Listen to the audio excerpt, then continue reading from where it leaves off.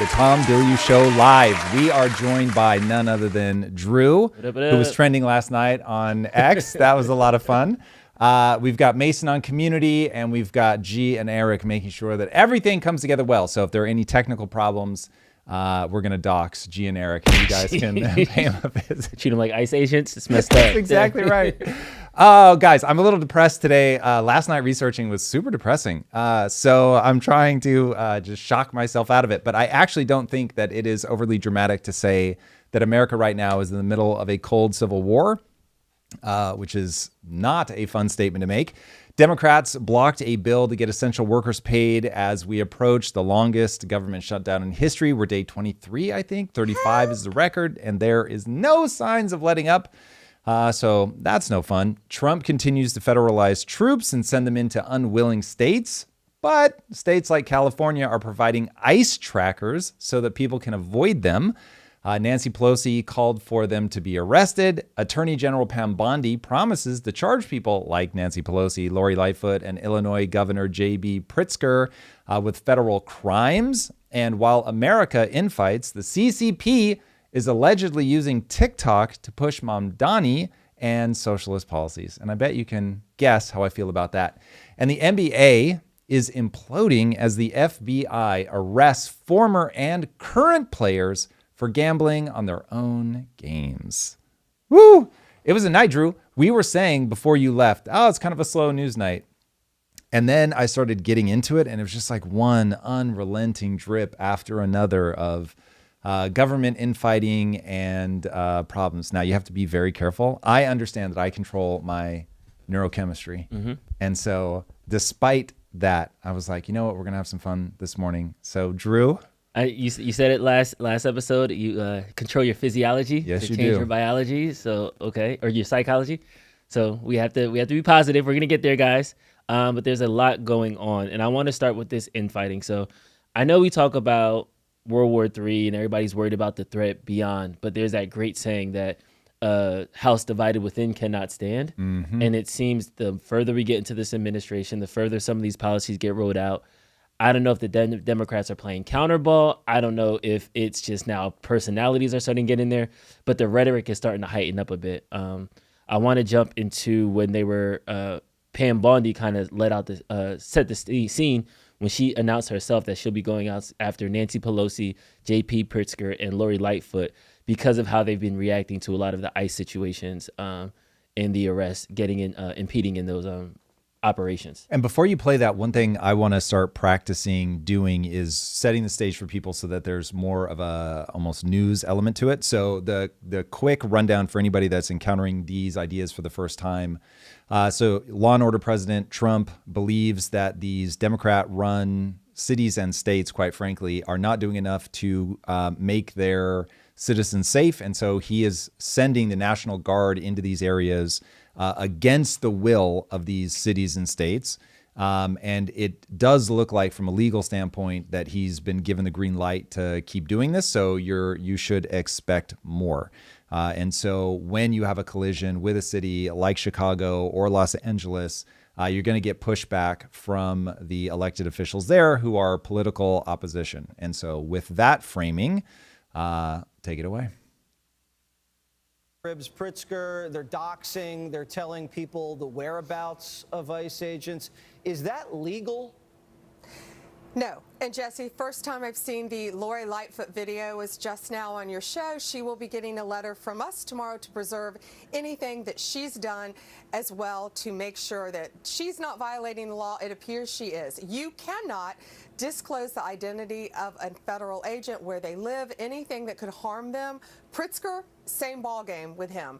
And, you know, Pelosi got a letter today from Deputy Attorney General Todd Blanche. So did Brooke Jenkins, that DA in San Francisco. We told them, preserve your emails, preserve everything you have on this topic, because if you are telling people to arrest our ICE officers, our federal agents. You cannot do that. You're impeding an investigation, and we will charge them if they think they have not met me, because we will charge them if they are violating the law. We will protect our federal agents. They're out there working nonstop, as you're showing right now during a shutdown. These people are out there working to keep Californians safe, yet you've got Pelosi out there saying to obstruct their investigation. You can't do it, and we're going to investigate. This is going to continue to escalate. There is a reason that you can look at history on a spreadsheet and see that any country that stays over 130% debt to GDP for, it's like 18 months. Mm-hmm. I usually round it to just any meaningful period of time. And I don't know if people think that means 10 years, 18 months. And the country tears itself apart from the inside. And it's not a binary switch. So it's not like everything is fine and then 130% plus 18 months and then you fall apart. It's that it just keeps building and building and building and building and building. Now, I'll be very interested to see if we have to get all the way to 130%, because with social media, this information travels much faster. People are able to get riled up much faster. People are falling down these algorithmic rabbit holes, and they just really begin to see life only from their side. And then we have cognitive biases, and we want to watch content that feeds into our cognitive biases. And so I have a feeling that the historical record on this probably moves a lot more slowly than we're going to live the reality. And it's wild. We are not good at anticipating changes that are truly fundamental. And so this is why, you read a science fiction book and they'll miss something like a cell phone. So the most transformative, ubiquitous piece of technology is nowhere to be found in like all of the early cyberpunk novels, because none of them, you just didn't think about I guess the phone not only becomes portable, but it's connected to everything. Yeah. And so that we all have that cognitive failure of being able to, when something changes the fabric of society at a foundational level, we are just not good at thinking through A, how rapidly that will happen, and B, how disruptive it will be for somebody pre-transition and post-transition. I understand kind of the temperature, but does like Pam Bondi's rhetoric are we now going to come up with a solution that is going to exacerbate the problem? Because if you really want my honest take, what you are watching right now is you're standing outside of the matrix watching the simulation play out.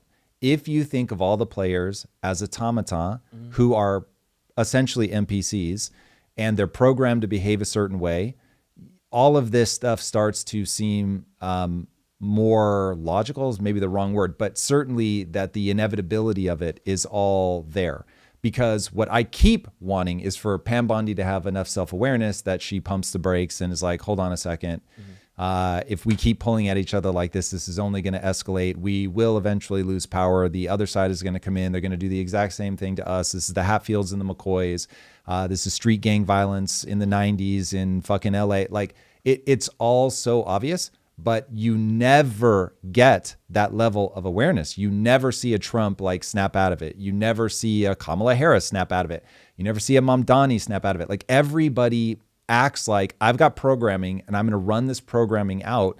Like I can even see and I do look at the feed, I can see people in the feed being like, oh, Tom should feel terrible about the fact that he voted for Trump.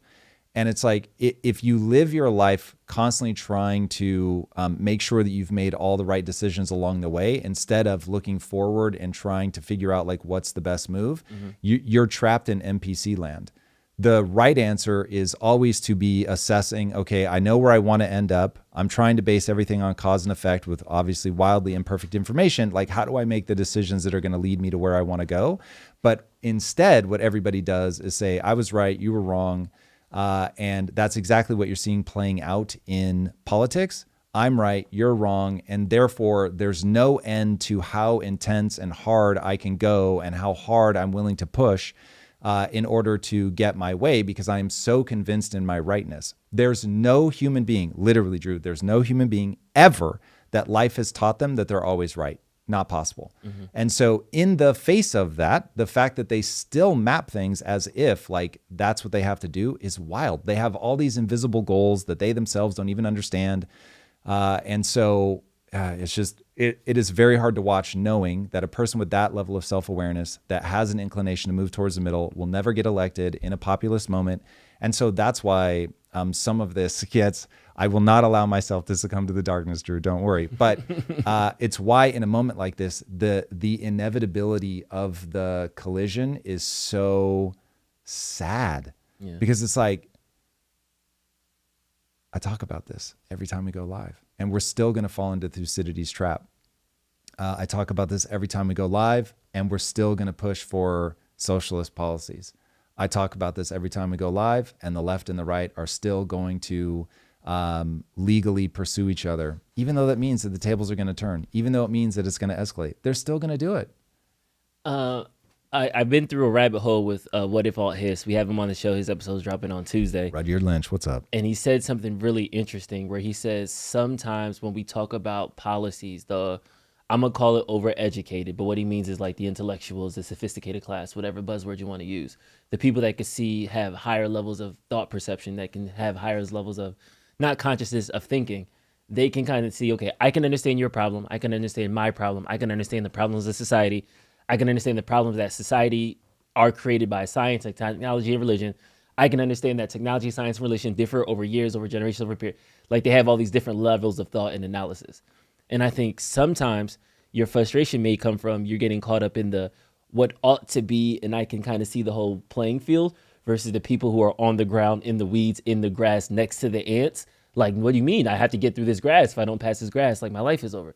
So I'm looking at the Democrats in California responding with ICE trackers and responding with, okay, if you get doxxed, make sure you put it on the website, or if ICE agents come, make sure you tag their location. They're trying to fight back on that ground level. But to your point of it seems like it's tit for tat and we're still rolling down this hill. Is it just like a thought analysis thing? Are people just not taking the time to think about it? Or are they so worried about tomorrow that they're not thinking about 5-10 years, the next 3 elections, not even the next election in 2028, but 2038, you know? Here's the real answer. We're all running on programming. And when the programming is, I need to get elected, you're going to act one way. When the programming is, I need to act virtuously, then you're going to act a different way. And right now, all of our programming from a religious standpoint has begun to break down. So there's no sense of like cultural importance placed on being a virtuous human, understanding what human thriving looks like, being able to define it, having a shared definition of, you know, how we're trying to elevate humanity. And so the programming becomes this sort of default of like, I want to win. I want to be the person elected to office. And unfortunately, we're back to James Burnham being a common person that I bring up. And it's once you understand that a politician will do anything and everything, including lie, cheat, steal, in order to get elected and reelected, then the game starts making a lot more sense. It starts being a lot darker. It starts being a lot more sadness inducing, but it certainly becomes a lot more predictable because now it's about, okay, what's going to get me back in that chair? It's not about what's the quote unquote right thing from a moral standpoint where I can actually articulate my morals. I can say, this is what I'm steering by. And I can say, you guys can all vote me out of office or you can burn me at the stake. And as my flesh is literally bubbling off of my bone, the thing I'm repeating in my head is, I answer to something higher than myself. And I don't mean God. I mean, like, you have a sense of there is a morality that I appeal to in my life that I've placed at the center of my heart that's been reinforced by my family, my community, my country. And it's such a shared thing that, yes, I'm willing to lay my life down for this thing. That's just like, we don't have that guiding light. We have politics, we have clicks, we have likes, and it is plugged into the way that the human mind works en masse. And I really do believe that we don't have free will. I don't have free will. I'm well aware of that. You can't live your life like that. It will not be useful in any way, shape, or form. This is why I rarely talk about that. But it is that's the thing that we're up against. And this is why history rhymes. It just, humans have a level of predictability. So when you give them a certain stimulus, they're going to react in roughly the same patterns. The stimulus and the context will be slightly different. So it's never going to be exactly the same. But humans only respond in so many different ways.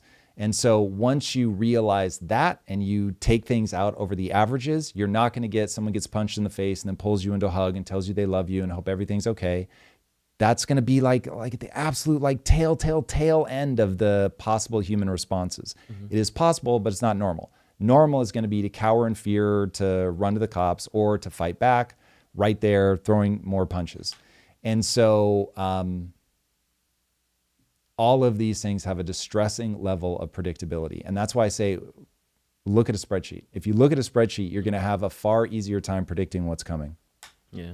We've got a couple things in chat. Yeah. Let's go. Mason, fucking jumping in early. Super Let's chat. go. Cheers. I got to go even earlier.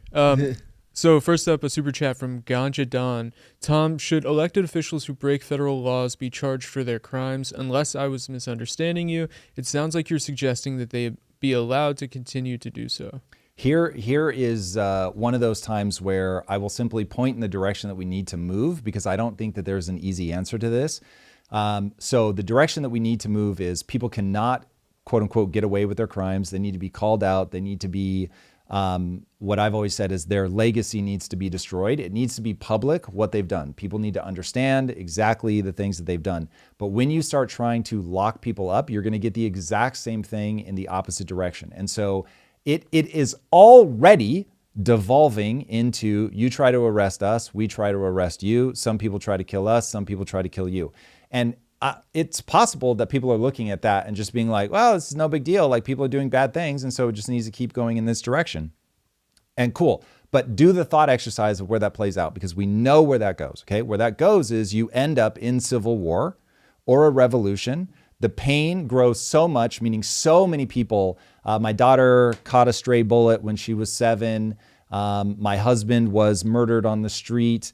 We had everything taken from us. My house was burned. Like, all of those things happen. And all that pain just accumulates until people become conciliatory because the pain is too great to bear. And they would rather eject out of the blood feud than keep going. But I mean, those things usually run for like 3 to 5, 6 years. There's just the toll in human life and human suffering is extraordinary. And so I'm just saying, maybe for some people that's fine, and you just want that static charge to build up in society until we break and we are literally killing each other in the streets. I'm just saying, I hate that. And so now I know, okay, I know where I want to go. I'm trying to follow cause and effect to get there. So where do I want to go? I want to get back to everybody believes that their future will be better a year from now than it is today, and that their kids' future will be even better than theirs in 20 years. When people have that orientation, they're moving in the right way. So then I just start asking myself, what do we have to do to get there? We have to back out of the blood feuds for sure. So somebody has to go. They did a bad thing. And I'm going to tell you what that bad thing was, but I am not going to pursue them legally. Okay. This is exactly what we saw with Nixon. So it's not like this is some unprecedented thing where we say crimes were committed. Here they are, terrible crimes. We may even want to get them out of office. But I am not trying to put that person in jail because I know that that's going to be turned around on us, A, and B, I want to focus on what's good for the country, how do we heal, and how do we move forward. Okay, now I get it. That sounds Pollyanna to me because there is a point at which there are just so many crimes that, oh my God, you just can't. So meaning you can't leave them unpunished. So I start going, okay, what's the real cure here? And the honest answer is you have to focus on kids and you have to indoctrinate them with things like a growth mindset and pursuing things like honor. And that's going to be a tall order to ask, but it is the real answer. So this is why I make children's entertainment. First of all, I always thought that I was going to make things for, mainstream adults. I had no intention of going after kids, but after spending years trying to teach anybody who would listen long before there were cameras pointed at me, teach anybody who would listen how to be an entrepreneur, how to control their own destiny. And I realized, whoa, adults can change, but they don't. It's like 2%. So hey, all of you, if you're 75 and you can hear me right now, you can still change, but the reality is they won't. So I was like, okay, there is a psychological truth to be had about kids that go through a phase called the age of imprinting. It's 11 to 15. The Japanese have a word for it. When it happens to boys, it's called shonen. It stands for the few years. It's why the Japanese, their manga just fucking goes gangbusters. Same with anime, because they are speaking so clearly to kids at the age of imprint. So I decided to put my attention into that. So that is, again, you're having a biological experience. So you've got to approach all of this from what is the cause and effect that leads to where you want to go. But that is so complicated. And I don't think, oh my God, like if everybody just does what I say, the world will be wonderful. There are going to be complications to that, what I call the chaos machine, that will be so difficult to navigate through that I don't think I could write something down on a piece of paper and hand it to somebody and then life is going to get better. It isn't going to work like that. So the best I can do is say, here's the North Star. Can we please all agree on this? And then at least we can check things against, is that moving us closer to that or not? And if you get enough people in society that think like that, read your history, there really are times where people do think about things like valor and honor and there's a word that I'm forgetting right now, but where you get all of those like ancient Greek beliefs of like, we ought to behave in a certain way, and that the culture is so steeped in that, that you actually see people's behavior in real life change. But we're not there. So in response to that just now, SC2 Alexandro said, it's not good for the country to give people power over others while being unable to be held accountable. Don't use kids as a redirect. Give the population the idea that if you're in power over others, that you can't be held accountable, and that's how you end up with abusive parents. Yeah, so there's no universe in which somebody who's actually thinking through my arguments heard me just say, don't hold them accountable. Because I literally said you have to end their legacy. You may even have to remove them from office. You're going to publicly put them through the trial of figuring out what they did. You're just not going to put them in prison. Now, if they want to say that punishment isn't enough, you have to take it all the way to prison, my only thing would be to encourage everybody to do the thought exercise, because a lot of times people act as if you can't think through some of these problems. Tom is wrong, and the real thing that we need to do, we have to put people in prison. Okay, cool. What does history tell us when you do that? Does it tell us that one side stays in power forever? And if so, how does that play out? And the answer will be yes, sometimes that does. And what happens is they become a dictator and they start putting everybody in prison. They even start executing people because some things are so bad. And they stay in power forever, or for decades and decades and decades. And that to me is a catastrophe of biblical proportions. Or no, sometimes they go out of power, but then the next group comes in and they start trying to arrest them as well. And then you just start going back and forth, and it becomes a tragedy of biblical proportions again, because each side realizes this election is an existential threat. Meaning, if I get booted out of office, they're going to come after me. And so because I believe I'm right and my side has the moral high ground and God is on our side, well, now I'm willing to do all kinds of illegal things to make sure that I maintain power. So when falling out of power becomes dangerous, the logical thing is for people to make sure that they hold on to power. And so I'm just asking people to think through that. So is that the position that you want to put people in? Now, again, this is very hard. And I'm not saying that, I have some magical answer and hey, everybody just do what I'm saying. I'm literally in despair for how hard this problem is, that it feels in some ways unfixable. And that's why I understand how history ends up rhyming, because yes, the only way for people to make that kind of change is to have pain build up in the system so much that finally people are willing to be conciliatory. But maybe that just doesn't strike other people as a tragedy. To me, that is a tragedy. For me, the fact that every empire falls is like so boring in its predictability, but having to live through it, egads. And yeah, so I don't want to just keep going. But by all means, if people have more pushback, I've got plenty more to say. Back to Drew. This is a stoner conversation. That may be the best comment I've seen. Amen. It's so true. That's fair. That is a very fair assessment. I just think it's interesting because there's a lot of dissent in the chat right now. And dissent just against me? Like they're unified? No, there's like a civil war happening in the chat right now. There's one guy's going 1v8. I'm having a side conversation. Other people are like Tom said, what? Cool. Dictator. Got it. Authoritarian. Like, people are just throwing buzzwords. Right. And I'm starting to notice a trend. And I just feel like there's this uneasiness. And the more we identify it, it is starting to be, I'm laughing because it is starting to be funny, because we used to like make fun of you. Like, it's not about eating babies. Like, it's not always about eating babies. Right. It's not always about eating babies. But the more we're talking about it, the more it's like, always about eating babies. It's just all economic pain. Yes. And it's like, when we had free money 5 years ago, none of the people had these problems. Everybody was chilling with their stimulus checks and nobody was caring. Well, And the bad news was anybody that understood what was happening, like that was they knew panic it was stations. they knew it was coming, but it was just like we were in this. Okay, we're good. We good. Rent is cool. We got a house. We're all fine. And now it's like, wait, I can't afford this. And wait, these things are getting more expensive. And wait, it's your fault. Wait, I gotta blame somebody. Wait, I'm getting ever mad. And now we're just in this energy constantly. So you can kind of see the tensions rising live in society. Yep.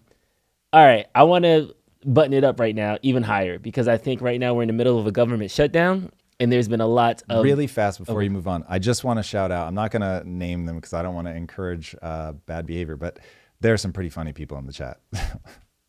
So I recognize the comedy. All right, it's pretty absurdist, so I'm not going to repeat some of the stuff. Now I'm looking around like, wait a second.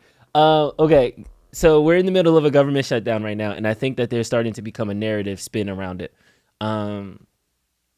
The main issue right now is the American Care Act subsidies. They were, when the American Care Act passed in 2009 under Obama, it was regular, whatever like that. 2020 hit, the government came in, stepped in and added subsidies to kind of offset the premium increases that were naturally supposed to like stair step happen.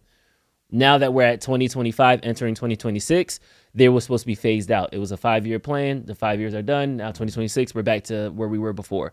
But as you know, after inflation, after the money supply got crazy inflated during those 5 years, now those subsidies are jumping up much higher than their 2009 levels. And people are starting to notice that. Democrats are saying from their perspective, they're holding up the government in order to maintain those subsidies because they don't want to see those explosion of premiums. Yeah. Republicans are saying this is the American Care Act. You dug yourself in this hole. You got to dig yourself out. Obamacare is terrible. This is why. Mm-hmm. Setting the stage, I'm about to jump to the tweets. I don't know if there's any commentary you want to add before I get into the you did it, Democrats, Republicans, and the finger pointing of it all. Specifically, because I was going to I'll set the stage really fast from first principles thinking. So the problem with the Affordable Care Act is that what the Democrats are trying to do is take an already immoral budget because it's up $2 trillion, and they're trying to push it up $3 trillion. So you don't have to tell me what the things are that people get. I'll just tell you right now, it's immoral. And it's immoral because no matter what words people use, it's going to hurt the very people that they either are pretending to protect, but really aren't, and they're just trying to win their vote to get back into office, or they're so ignorant to the way that the economy works that they can't be trusted to vote. So it is the physics of the economy that if you deficit spend, you are printing money. If you're printing money, you are punishing the bottom, get ready for it, 90% of America, okay? So not the bottom 10%, not even the bottom 50%, 10% of Americans own 93% of the assets. The only way to protect yourself from inflation is to gamble, and it is gambling. To gamble with assets that it's PvP, so you think that you know better than a whole bunch of other people, and you're gonna bet against them in the market. And when you money print, that's what you're forced to do. So now, do you suppose that the most vulnerable, the hardest working, the single mom, even if she has the intellect to figure out how to outcompete people in the PvP open asset market, do you really think she has the time to figure that out and do it? Of course not. So money deficit spending in the budget forces that single mom to PvP against Warren Buffett in the market. Once you say it that simply, you see how immoral that is. And yet, motherfuckers are going to vote for that, and they're going to say some dumb shit like, I don't get it, or this is a stoner conversation, or whatever the fuck they're going to tell themselves to sleep through the night, when the reality is when you cannot prioritize and say, we have this much money and we are going to pay for these things, and this fucking budget is balanced. If you cannot say that, if you cannot prioritize some things over another, you are saying to that woman, hey, I prefer the optics of me doing something nice for you over the reality of I am going to let Warren Buffett teabag you endlessly into even deeper poverty.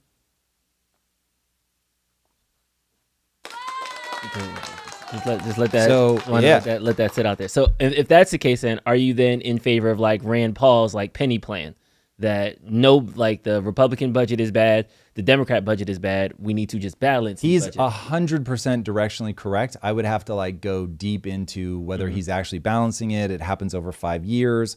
So I'd really have to look at the details of it. But yes, anybody who's like, we just have to be fiscally responsible, we have to balance the budget. I will just tell you this. You balance the budget or you get war. That's it. There isn't another option. And so I'm not sure what the only hope you could be holding out for is AI does everything for us. And before we go to war, we get an age of abundance. That is your only hope. And so if people working in AI are like, don't worry, it's all going to be good, then maybe. But when the average person, they're not thinking, oh, we're going to grow our way out of this. They're just like, I'm fighting for a piece of a diminishing pie, and I'm going to get my piece. And if Trump has to be assassinated for me to get my piece, then Trump has to be assassinated. And it just is what it is. Or J.B. Pritzker has to be locked up. No, it is what it is. If we have to legally pursue Nancy Pelosi, then we will. If we have to bankrupt these motherfuckers because the process is the punishment, we will. And so there is nothing but horrific behavior as far as the eye can see, left and right. So, again, directionally, I'm with you. In the interim, Rand Paul's plan, the best plan that's laid out right now, he's the only one with a plan. 5 years will balance the budget. In that 5 years, that to me, that seems like a chasm. I don't know if we can survive 5 years of this. We are at month 8.5 of Trump, and you would have thought that this happened 40 years. America's like busting at the seams. How do we survive 5 years? How do we survive the next 24 months with this infighting, with this dialed up like sense of angst, and nobody has a plan, to your point, to actually solve it left or right? Well, the odds that you survive 5 years are bordering on 100%. You'll just have pockets of violence. So you're going to have ever increasing problems. Clashes will happen more frequently. Chazzes and chops will happen more frequently. Chazzes and chops? Oh, you don't remember that? From, it was in 2020 in Seattle. They took over like 3 city blocks or something. At first it was called the Chaz, and they changed it to the Chop. How do you not know about this? That's wild. You're going to look it up and be like, oh yeah, I remember.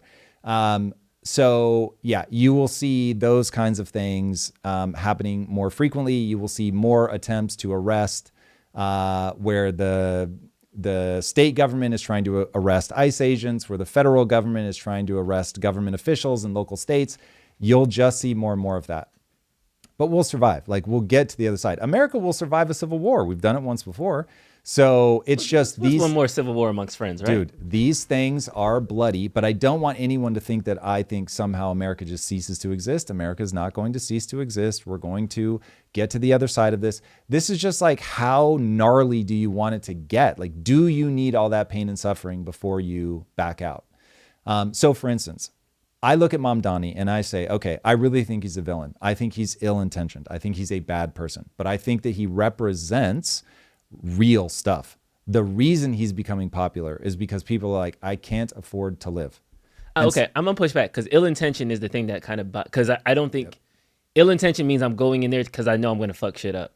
I feel like he's good intention, but maybe he has ill implication or ill economic prowess. I'll give you that. Maybe he doesn't score 100 on the economic report card, but to call him ill intention, I do think he's leading from a place of New Yorkers are suffering. Let me figure out how I can help those people that are suffering.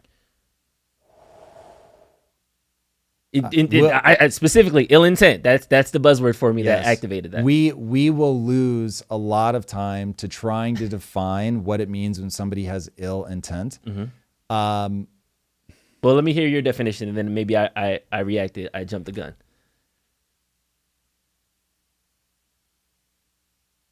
If you build walls around your house because you know it's dangerous, and then you vote for policies that will statistically, you need look no further than the stats, will make it more dangerous, that's ill intent. Either out of I just refuse to do the research, I refuse to go outside my bubble. Mm-hmm. I think people have a moral obligation to look at disconfirming evidence. Mm-hmm. And there's no way a socialist can look at disconfirming evidence of how badly that has gone every time it's been tried and say, oh, but this time it's going to work. But ill intent is not the hill I'm going to die on. He is going to be so ineffective that he will cause massive problems. So fair. I probably do myself no favors by pushing all the way into ill intent. Let's just assume he's a good person. He loves people. He wants to see everything get better. Do you think he loves New York like Trump loves the country? Well, that's a loaded question. That's got beef on the Trump point right now. No, because that's what I'm saying. Brutus, that was a good point. Because the other day you were like, I think Trump loves the country, even though he does it in this crazy zigzag way. So I'm like, I think Mamdani loves New York, even if he might do it this crazy zigzag way. Well, so here's the bad news. I don't think he does. I think that he wants to fundamentally alter the character of New York. And I don't think Trump wants to fundamentally alter the character of America as he grew up in it. So America is pulling in a new direction, and he is admittedly resisting that for sure. But the reason I think that comparison is interesting is they're both dysfunctional. And so they are both going to create these wild problems because neither of them have any interest in meeting in the middle. Trump is such a divisive character. And so that's why I've said to people over and over and over, if you try to map me as somebody who's like pro-Trump, you're going to get very confused. So I still hold that Trump was the better option in that election. But that is not me saying that like, oh my God, he's amazing. I love this guy. Like, this is exactly what we need. That's not what I'm saying. So they both have the severe defect that leads somebody to be the kind of person that wants to run for office. I distrust anybody that wants that job. Like, that's wild. So anyway, I was going somewhere originally with the Mamdani statement, but we got so far afield, I don't remember now. Yeah, ill intent. He was building walls around his house. You think that? Yeah, we were very deep in the fractal by that point. Oh, okay, so it's already there. Yeah, that's my apology to the community if anybody remembered where I was going. But okay, I want to lay something out here because I feel like I want to have this debate and I have a couple follow-up questions, but I want to pepper up some other things there and then we can jump into it a little bit more. Whatever way you think. You're the producer. Let's do it. Okay. I'm just the DJ. Because I think right now there is this tweet that's gone viral, and how many people have all of a sudden become pro-China in like it went up on the 21st in the last 3 days. I'm seeing like revisionist history on it a lot. For those that aren't looking at the screen, 90% of people in China now own their homes. Yep. There was a meme under it from a group, a Chinese account called Inedible China. If you click into that profile, it literally says China first, fighting anti-China propaganda, whatever like that. So there is this level of like China. We're looking at it through the American lens, of course. Everything we're getting is filtered to reach America. They don't even have free borders of press and flow of press information in China. Yeah. So I know that they don't have free flow of humans in China. Did you know that they can determine what city you can live in? It's like predetermined? Yeah. You can't just go to a city. You can only go if, I don't know if it's an invitation or like a visa, you have to apply for it. Yeah. And if you just move to the city, you have like a sub-tier status and there's all kinds of things you don't have access to. And that's like the social credit score. Yeah, and they like really look down on people that are like a demi-citizen. It's not what they call it. I forget the name of it. Yeah. But yeah, so anybody that's clapping for China and then marching in the streets, no kings against Trump, I want to laugh. That is so dumb. That's a literal dictatorship. And by the way, China's housing crisis is so severe. It's like 2008 on steroids. Now, will they be able to money print their way out of it? Probably. They probably have a lot left in reserves to play the same playbook that we played. So China is full of a whole lot of smart people. China is going to do a whole lot of smart things. But if you want a dictator and then you clap for China, I'm like, cool. You're at least internally consistent. You are my enemy, but you're internally consistent. If you are against Trump because you think he's authoritarian and you're pro Xi, what? Dude, come on. He made himself supreme leader for life. Okay? His own thinking is essentially written into their version of the Constitution. It's like, please, spare me the lunacy. Yes. How do people get distracted by that, though? Because I feel like there is a sect of America now. And I think that before it used to be China, Russia, and those only, maybe Cuba. I feel like there's a population of America now that'll be like, you know what? If I could have an apartment that's affordable, if I could have free health care, and if I knew what to do every day and I didn't have to worry about bills, I'll take an authority. Like, I'll take that trade. I'll take that dictatorship trade. And to me, that's more of that's more of a flaw on the failures of capitalism being implemented the correct way in America versus it's propping up socialism, communism, Chinese principles. Okay. Let me tell one of my favorite stories. In my lifetime, the supreme leader of China, who wasn't Xi, but Xi models himself after this guy a lot. In my lifetime, the supreme leader in China went on and gave a national address and said, "Dear students," meaning like middle schoolers, you guys aren't pushing back hard enough against your teachers and the adults that are trying to basically remain Chinese, like old school Chinese. We gotta leap forward. And so I'm gonna need you to push harder. And so those students went in, grabbed their teachers, and some of them would just mock and ridicule and like beat them a little bit. Some of them beat them to death. And the supreme leader was like, yeah, this is dope. Millions of people were persecuted and killed. This is like 10 years after starving 45 million people to death. So fuck anyone who's like, I'll take that bet.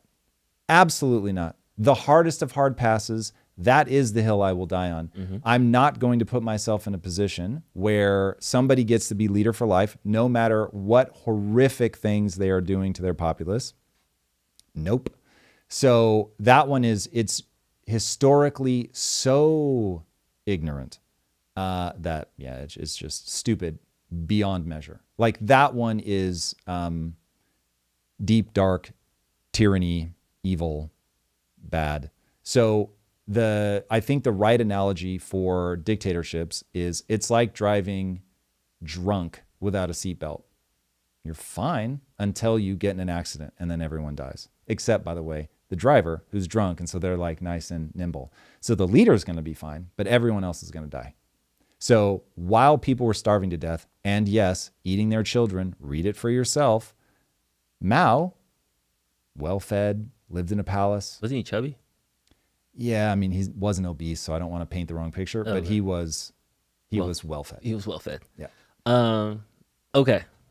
Let's play this. Let's just walk this thought experiment out with me. I feel like I'm trying to tap into a certain level of chat. Chat, hop in here too as well. Let's take away dictatorships. Dictatorships off the table. No dictatorships in America. Got it. Like 100%. If we go line by line into the budget, there are certain things that the American people are paying for that are either one, propping up an artificial market. Yep. I'm thinking of utility companies. You can only have one electric company in your area and that's it. Yep. I'm thinking of healthcare subsidies. There's only 4 healthcare people and everybody else got regulatory captured out. Yep. So there are certain things on the playing field now that the government is caught paying for that is crony capitalism. Yeah. It could be 5%, 1%. We can admit that there's a percentage there.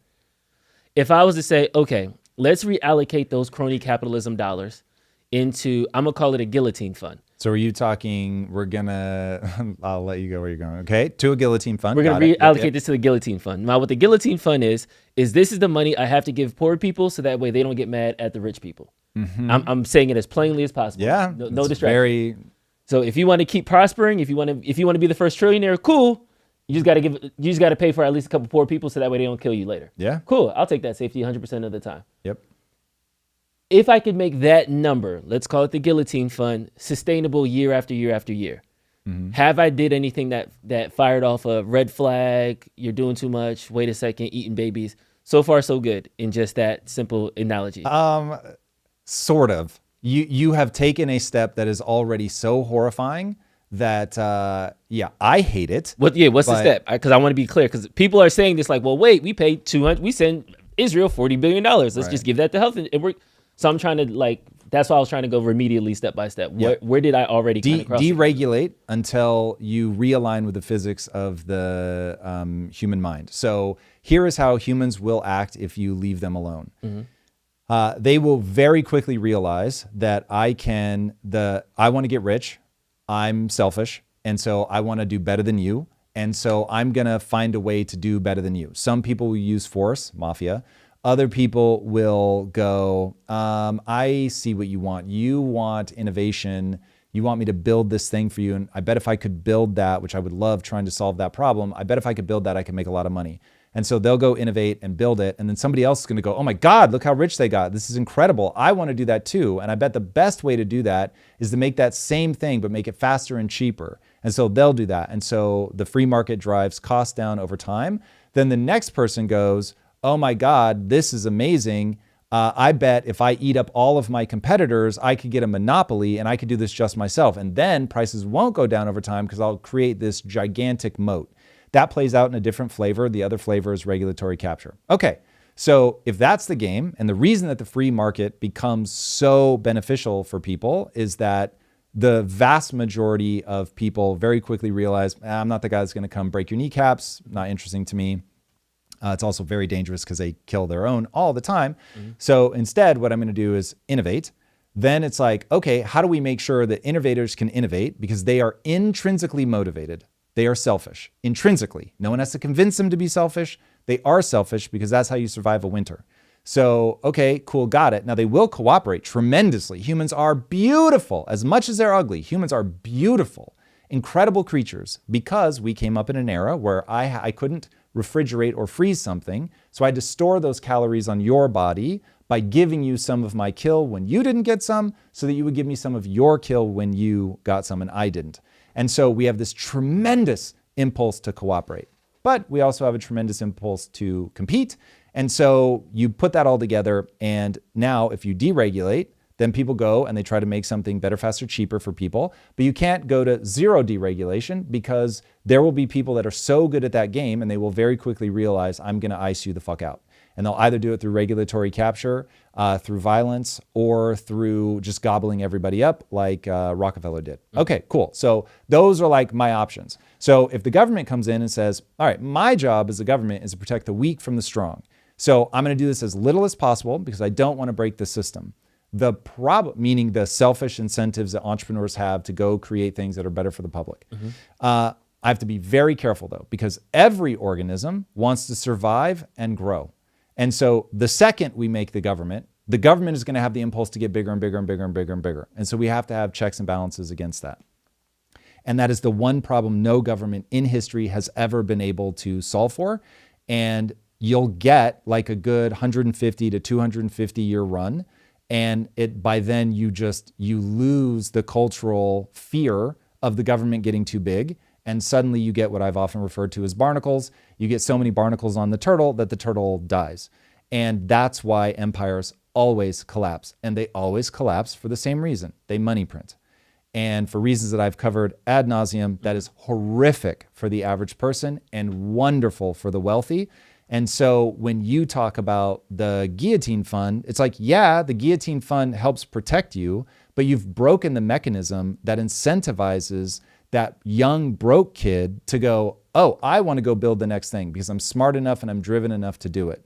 And so I hate that. And so when you're giving handouts, you're already distorting the system. First of all, you're expecting people to work for free. And I know that we've completely just embraced that. And so people go, yeah, they're wealthy, fuck them. They can work for free for, I think most people are like 90% of their time, 99% of the time. They don't care. They're like, as long as that person is still able to, make, like, let's say we let them make $5 million Let's say we let them make $100 million. But if that person is still working for free for 99% of their time, what? So that to me is crazy. Because you're disincentivizing people to work to make like building something that benefits everybody, as that's my path out. Okay. I'm gonna give it the other way then of using your analogy. Because if we do open up the markets and the only regulations will be monopolies, force, and political cronyism, so getting in bed with the government, regulatory capture, those things. Yep. I feel like those are the three big regulations that you would be okay with us putting on the table. Yeah. Everything else, take it off. Basically enforce laws. Yeah. So that deals with the bad people.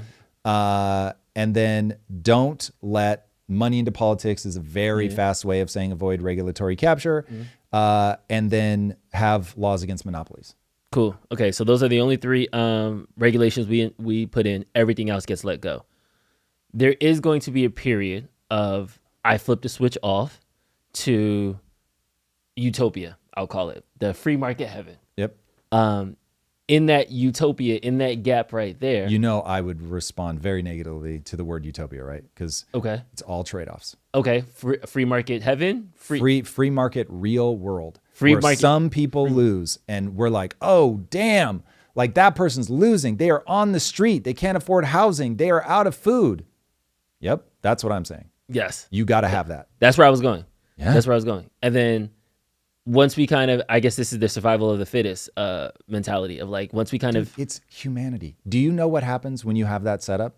Churches go, we got to take care of these people. We absolutely cannot let people starve on the street. Communities rally around the, let's call it poor and deserving. But the thing that people have a problem with now is they want to rally around the poor, period. Not poor and deserving, the poor. And so then there will be some people, and I cannot believe I have to convince people of this, but there will be some people that go, oh, I get things taken care of for free if I'm simply poor. Rad.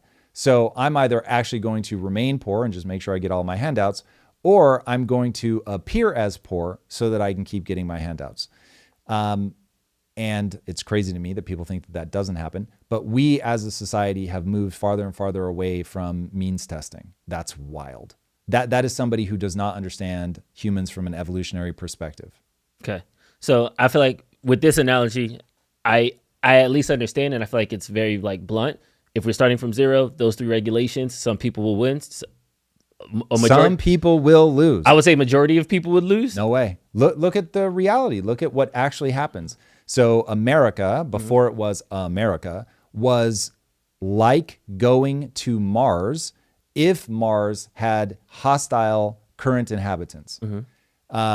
Like 80 to 85%, I think it was Jonestown, don't quote me on that, but one of the like early recognizable ones, 80 to 85% of people that went there died. And they just kept sending people until that 15% just added up to something. And so there's always going to be people. And look, that is a very complex thing that I'm hyper aware of. So anybody in the chat that's like super deep in history, I'm aware of all of it. We have to like simplify to talk about it. Absolutely. So you're going to get these places that build up. Okay, so America becomes that place. All of the like, just give me a shot. I don't want to be under a despot. Hey, look at that. How crazy that people will fucking flee when you have a dictator for life. Who would have guessed? All of human history, by the way. So people fleeing those despots, they go to America, so much so that 100 years after our founding, the French give us a plaque that state how the rest of the world views America, which is you are the place that people escape desperation for a shot, not for a safety net, for a shot. Like, let me just take my fucking shot. Stop holding me back. Let me find out what I can do. We did not have all of the safety nets and entitlements and all of that at that time. So all of the stuff that people think of like, give me your poor huddled masses, they forget the part yearning to breathe free. Yearning to breathe free. The reason that people came to America, bro, I just want freedom. Like, give me a chance. Let me see what I can do. I'm going to be honest, I never heard the yearning to be free part. No one ever does. I will acknowledge my ignorance. So that is the whole point of the Statue of Liberty. Liberty. Give me liberty. Stop telling me what to do. But you are going to tell people what to do when you're extracting all of their money. And so it is just a totally different thing. This is one, okay, I've had enough of this gear. I'm shifting out of this gear immediately. Dear everybody that's here, you guys are awesome. And you can do incredible things. And even if you guys are simply a collection of the 2%, I'm stoked that you're here. And let's remember that the growth mindset is real, and what I call the only belief that matters is real. You can do anything you set your mind to, as long as it doesn't violate the laws of physics. The only belief that matters is very specifically, if you put time and energy into getting better at something, you will get better at that thing. One thing that I hope people get better at is mapping the physics of money, because our underlying problem is economic, and there are ways to fix it. And that's why, because the energy is going to leave America. And what's going to happen is the energy is going to go to two places. It's already gone to China for a very long time. Because remember, they played capitalism better than anybody else. So people get very confused about why they won as well as they did. And then China's going to fall. And the energy is going to also go to the UAE, which right now my bet is on they're going to get the next, 100 years. If they keep doing the things that they're doing now, modernizing, opening up their rights, attracting capital, being very economically friendly. We'll see if they survive a transition out of having a dictatorship into actual democracy. Like, they're doing sort of nods to capitalism, but you're still in a super fragile state. But they're at least so focused on, we want you to know that your money is safe here, which will attract capital, which will attract the brightest, most creative people in the world. And they'll go there. China's got a much harder road to hoe. Yeah. We've got a couple super chats on this money printing. I have one more question, one last one, and then we could jump into that. Because then after that, we could change gears. If Mamdani was talking about auditing the New York City's budget and reallocating those dollars to programs that actually incentivize people to do better, would you still have the same beef, or is the beef coming from the increased taxes in order to do these things, as opposed to the money that we already have? Here was a really fascinating thing that we learned at Quest. Let me see if I can speak in hooks. Governments should be like soil. They should be thinking only about keeping the soil healthy so that things can grow. They should not be thinking about what things should grow in the soil. So what you want to do is address a lesson that we learned at Quest, which was, we were going, why has nobody made a protein bar that tastes like it has sugar but doesn't? And then we went in and we went to all these co-manufacturers, because we never thought we were going to be a manufacturer. We thought we would just go to a manufacturer and say, here's our recipe. We went there and they were all like, this bar can't be made. Like, it actually can't be made. So we're like, huh? Like, this doesn't violate the laws of physics. There's no way that this set of ingredients cannot be turned into a protein bar because of a law of physics. So we're like, what is the real answer? And to cut a long story short, the punchline ends up being, because the US government has been subsidizing corn, then sugar finds its way into products in the form of high fructose corn syrup. High fructose corn syrup has a really fascinating texture. Because they've been subsidizing corn for so long, all of the manufacturing grade equipment that was being made could assume that you would have high fructose corn syrup in your bar, for evolutionary reasons, because so many people want to add sugar, but also because the government had made it so cheap. So it comes specifically in that form. So now it's like, oh, all of the equipment that's been engineered for whatever the last 70 years has been engineered assuming you're going to be using high fructose corn syrup. The second you take high fructose corn syrup out of it, all of the engineering that's gone into all of these machines all around the world, it no longer works, because the engineers probably didn't even think about the fact, oh, we're making these specifically for high fructose corn syrup. So what I'm saying is, when the government gets in the business of being like, let's make corn cheap, there's going to be all these knock-on effects. I'm sure they thought they were doing something wonderful when they did it, but people will always follow the incentives. So if you just think about, we want to make sure that the brightest, most innovative minds in the world want to come here and do the thing. And we haven't done that. We've started placing all these bets. Now, the one thing that I will do is, remember, you want to till your soil. You want to make sure your soil is healthy. And the thing that everybody's suffering from right now is the world constantly does this fluctuation between we're in a protectionist state, our soil matters. We're in a globalist state, the world's soil matters. And it doesn't matter if our soil can do this thing or that thing, as long as some things are happening here and some things are happening somewhere else. And as long as the cooperation works, it really is great, which is why this is going to happen again. So we're in a protectionist moment, but we will get friendly again, probably on the other side of some horrific disaster, nuclear of some kind, drone wars, so bloody, whatever. But then we'll go like, whoa, like there's stable peace. Like we can start like going out, and wouldn't it be great if we could help out Venezuela or insert your country that's struggling here. And so we'll do it again. And then people will start to get selfish again. And like China did, was like, yeah, give us under the rules of the WTO, which advantage us, give us all the high-end manufacturing. We'll turn into the most incredible high-end manufacturers the world's ever seen, which they did, and kudos to them. I would want America to do the same thing because it puts us in a strong position. And instead of making sure our own soil was awesome, we just made sure there was awesome soil in the world. And now the people with the best soil are like, fuck all y'all.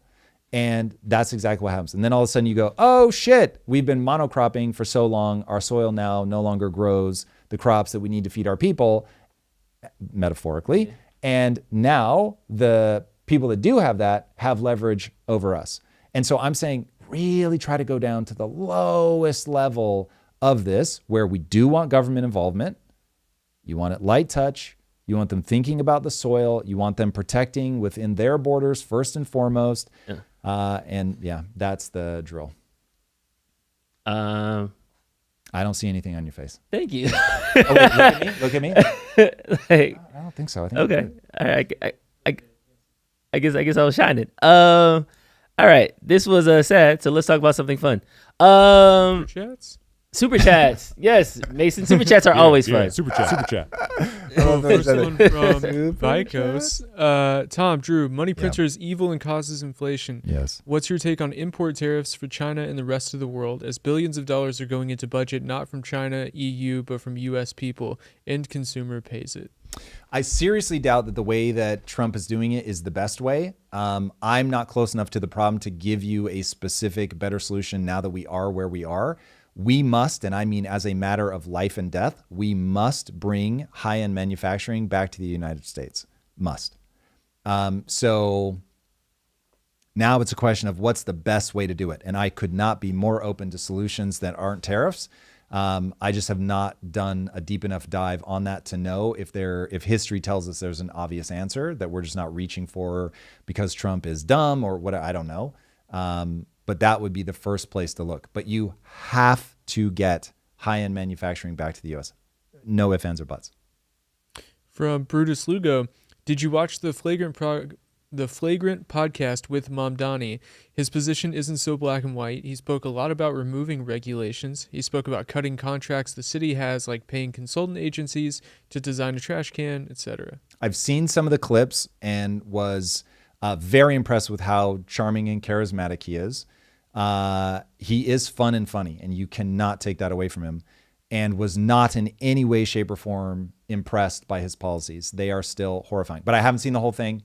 It is entirely and I will watch it. It is entirely possible. And by the way, not only will I watch it, but I will watch it really trying to steelman his arguments, because if he's right and he is going to make a better future, I care about the better future. I do not in the slightest stake my self-esteem on being right. My self-esteem is tied entirely to identifying the right answer. So I will watch it with an open mind and see if he can persuade me, but it will have to be historically accurate. So there's a really, it's super insightful statement that comes from physics, and it says, whenever you have a theory, that theory must describe the world that I see. So if your theory predicts a world that is different than the world that I see, then I know that your theory is incorrect. And I've always thought that was a brilliant way to check yourself. So if you have economic principles that you're putting forward, well, can we look back in history and see if that is true? Do we have anything that we can look at to fact check whether that's going to work? And if we do, and in his case, we do over and over and over in his own city, and we can see it doesn't work. So that's where I'm like, I'll be surprised, but hey, I'm super open. Once you take on board the following statement. Your life will change forever. Skills have utility, and they let you do things other people can't do. Once you realize being right is just not very interesting. Being right, especially because 9 times out of 10, being right is really just about convincing other people that you're right. But being right isn't high utility. Being able to do a thing is high utility. And so I'm just always focused on, okay, how do I need to update my beliefs, my thinking, maybe even my values in order to get to that outcome that I've stated so many times before. And so, I'll watch it with that in mind. From Sadney Peter, Tom, what's your arguments for and against universal health care? I'm afraid of anything socialism, the government telling me what I can't and can do, but for some reason people want it. How do I avoid living in a socialist nation? So my take on this is because I have such a strong take on what I call the dumb voter problem, that my beliefs cascade down from that. So the reason that I'm very terrified of the quote unquote elites is because they believe that they know better. And the reality is, since so many people in the elite class really do have higher intelligence, a lot of times they really do know better. The problem is how quickly that tends towards tyranny. So I just don't trust humans that trust themselves too much. So therefore, I am prepared to live in a world where the dumb voter votes for something that I don't want. So fair enough. I know not everybody's going to educate themselves. And so while I think that all of the entitlements that we have are a mistake, and I think that the way to get people healthy is totally different than what we're doing now, and the way to handle healthcare is totally different than what we do now. If what the world is saying, what America is saying is that we want healthcare for people, I'm perfectly fine to say, cool, as long as we have a balanced budget. If we have a balanced budget and the thing that people want to pay for over everything else is healthcare, great. I will bang tons of pots and pans around don't keep funding a stupid system. When I'm teaching entrepreneurs, it's one of the things I talk about. You never want to throw human capital at an inefficient system. Elon Musk talks about this. He says the dumbest mistake that smart engineers make is optimizing a system that shouldn't be in place in the first place. So it's you've got to be careful. You can get yourself in a position where you're well, we just have to fund this thing instead of recognizing that thing has these fundamental flaws. And instead, what you should be saying is we want this end state, which is that people don't go bankrupt when they get sick.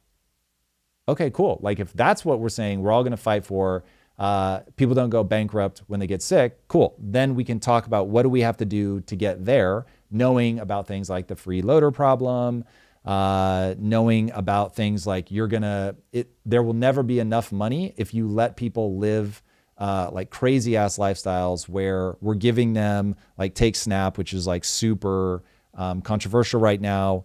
So let's say that there's no limitations on what you can eat with SNAP. Let's say that some of the rumors are true that people with SNAP have double the average groceries every month than the average American. And let's say that a ton of that stuff is terrible for your health. You can't have a healthcare system where you pay for everything and are offering people free food that is making them chronically sick. That just it's the math, no math. So that's where things like that. Cool. If we say this is the thing we care the most about, then you just have to have a real conversation about how you get there in a way that doesn't bankrupt your country, which right now we don't do. We just say we want to get there, and it doesn't matter if we bankrupt the country. Ipso facto. It's interesting now, too, because I think after the Ro Khanna interview, when we brought up the Affordable Care Act and his response that the math was less about how do we, because people forget in 2009, there was pre-existing conditions.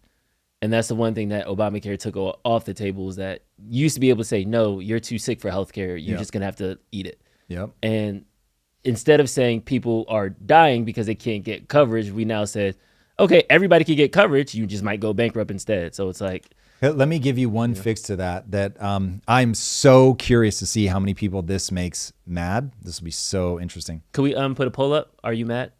And then just, if you made a change It's fun, actually. I want to see this. That's actually an awesome poll. Okay. This Tom take. Just have it queued up. And then he says it. Then just hit post. Please. Here is the pitch. So we're going to means test. You can have a chronic condition if the chronic condition is genetic and cannot be solved through diet and exercise. But if you have a condition that can be solved by diet and exercise, and you're not like in a even if you're in a wheelchair, if it can be solved with diet and exercise and you're Stephen Hawking, I don't give a shit. You're not covered for something that can be fixed with diet and exercise. We expect you to, which really is the same as saying diet. We expect you to eat healthier. Okay. So if people would go for that, dude, I'd sign up on that all day long. That's dope. Love that. Walk into a hospital in a balanced budget, of course. Hey, I just had an insulin spike because diabetes. Or I got in a car accident. Yeah, we got you. No worries. Fam, all good. But if you walk in with diabetes, it's like, this is going to be expensive. Well, yeah, what'd you eat yesterday? Yeah. Well, you just look at them. If they're morbidly obese, that is problem number one. Now, if they're skinny fat, then you've got to say, I'm going to need to see what you're eating. Here's the thing. If they're not type 1 diabetic, it's a diet problem. And so then it's just like, okay, you're going to have to fix it. Stop eating these things. Because I'm not going to CBDC them so they can buy whatever fucking food they want. Yeah. They're just not going to get healthcare coverage if they're a type 2 diabetic. Yeah. I feel like a lot of the policy. Wait, I want to know. That had to piss some people off. That had to be like, some people said yes. Some people laugh out loud. Like this won't cause people to die en masse. I'm sure it'll cause a ton of people to die. Bro, if you make dumb choices and you die, like, I feel bad. I'll give you every bit of information that I can give you to turn that around. There are people in my own life who I love that are killing themselves with food. So this is like intimately personal. And I really do feel bad. It is brutal. People get stuck in these fucking loops. But this is a question about what are we going to say, hey, all of you taxpayers, you're going to work for free to cover this. That's what I'm saying. For me, that's very clear. No. Amy Klobuchar, the senator in Arizona, released a video that talked about 2 retirees. They were 50 and 58, early retirees. And they were talking about how their health. Sorry, I'm still not listening to you. I'm watching. I'm out. I'm self-deporting. Interesting point of view. Not mad. How about drugs? I don't know what they mean by that. I'm with you, Tom. Education, food deserts make that hard. Twisted Rancher, you've got your finger on a really awesome problem. And let's like solving that problem I love the most. But you're going to have to enforce laws. You're not going to be able to let people fucking go in and just trash the inner cities. You're going to have more policing in inner cities. If you make it such that the safest shopping experience in America are in the worst neighborhoods, people will shop. So anyway, we'll derail on that. No one's giving people time to exercise. They don't need to exercise. That's why I said, DW, this is really about diet. Diet is all that matters. Diet, diet, diet. And diet is about what you don't eat, not what you do eat. RFK Jr., the sugar police. Frank, that's the thing I do worry about. Frank has been haranguing me lately. Let's regulate shit food. Yeah, I'm not big into regulating shit food. I think people should be able to eat whatever the fuck they want. But you just would pre-Quest Tom support Mon. If you guys think I'm hardcore now, when I was young, no, I would have been wildly anti Mamdani. Wildly. Yeah. So I've at least mellowed with age because I've seen so many people that I love not be able to get out of some of these ruts. So yeah. All right. It's a bit of a mixed reaction, but I honestly thought people would be a lot more mad. So, all right. Yeah. I think I was saying that it's starting to backfire on them because Amy Klobuchar released a video of 2 early retirees who are talking about how their pensions, how their healthcare premiums are going to go from like $50 a month to $2,000 a month, and we don't know how we're going to pay it. And somebody on the chat was like, "You 50 or 58, go work. Like, why am I paying for?" And then I was just like, "Well, wait, you can't. Like, nobody feels bad." So I think there is this level of, Gadsad calls it the suicidal empathy, but there is this empathy of like, we have to take care of everybody, and then that turns into we have to take care of everybody who can't take care of themselves. And that turns into we have to take care of everybody, and that turns into doing everything. Let me paint a picture for you. Imagine that you're living on a farm, and all of you collectively have to like repair the fence all the time. And one of the guys just is not repairing the fence. And you're like, yeah, but like, he's a little bit overweight. It's harder for him. You kind of get it. Like, I'll just do a bit of extra fence, and come on, bro, why don't you do a bit of extra fence? And everyone's like, yeah, I mean, I kind of get that. Like, I want to do something good for him. He's a good dude. And then, he's not getting up. He's not being active. It's getting worse and worse and worse. Okay. You get how over time people are like, look, I get it. But like, for every one of him that's sort of freeloading on the system, there's so many people that really are in dire straits. Now, that becomes very different when the section of fence that he was supposed to repair didn't get repaired, and the zombie horde that's actually outside the fence, that is the reason we're all on this farm, come crashing through and they eat half of the people there. All of a sudden, guess who dies that night in his bed? The guy who didn't repair the fence, because he is a danger to the tribe. That's our evolutionary past.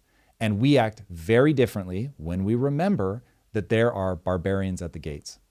And we have lived in this really weird 70-year period where there wasn't.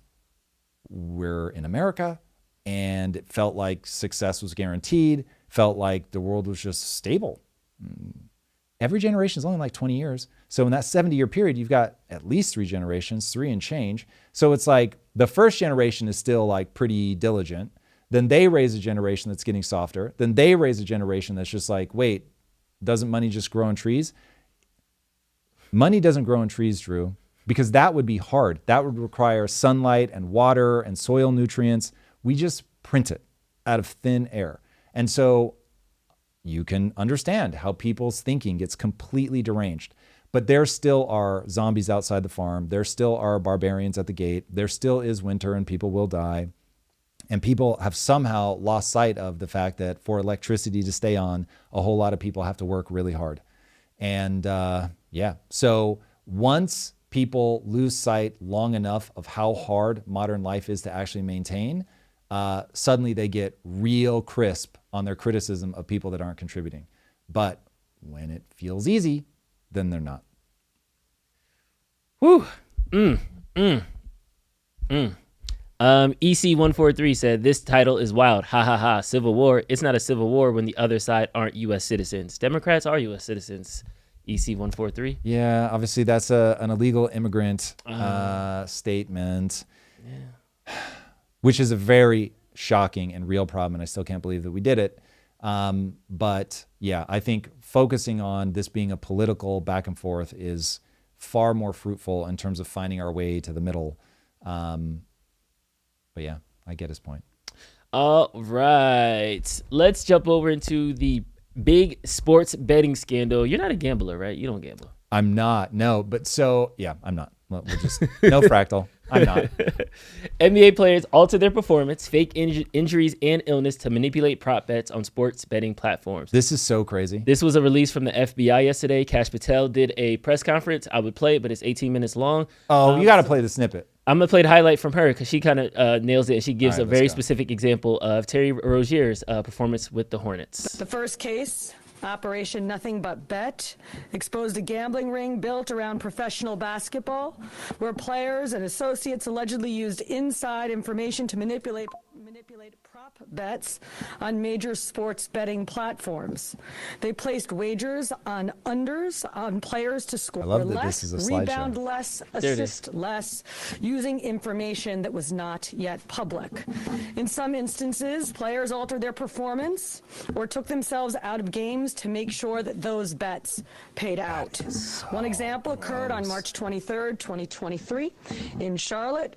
Terry Rozier, an NBA player now with the Miami Heat, but at the time playing for the Hornets, allegedly let others close to him know that he planned to leave the game early with a supposed injury. Using that information, members of the group placed more than $200,000 in wagers on his under statistics. Rozier exited the game after just 9 minutes, and those bets paid out, generating tens of thousands of dollars in profit. The proceeds were later delivered to his home, where the group counted their cash. Oh my God. Dude, okay, you're a sports fan, right? I am. How does this make you like furiously angry?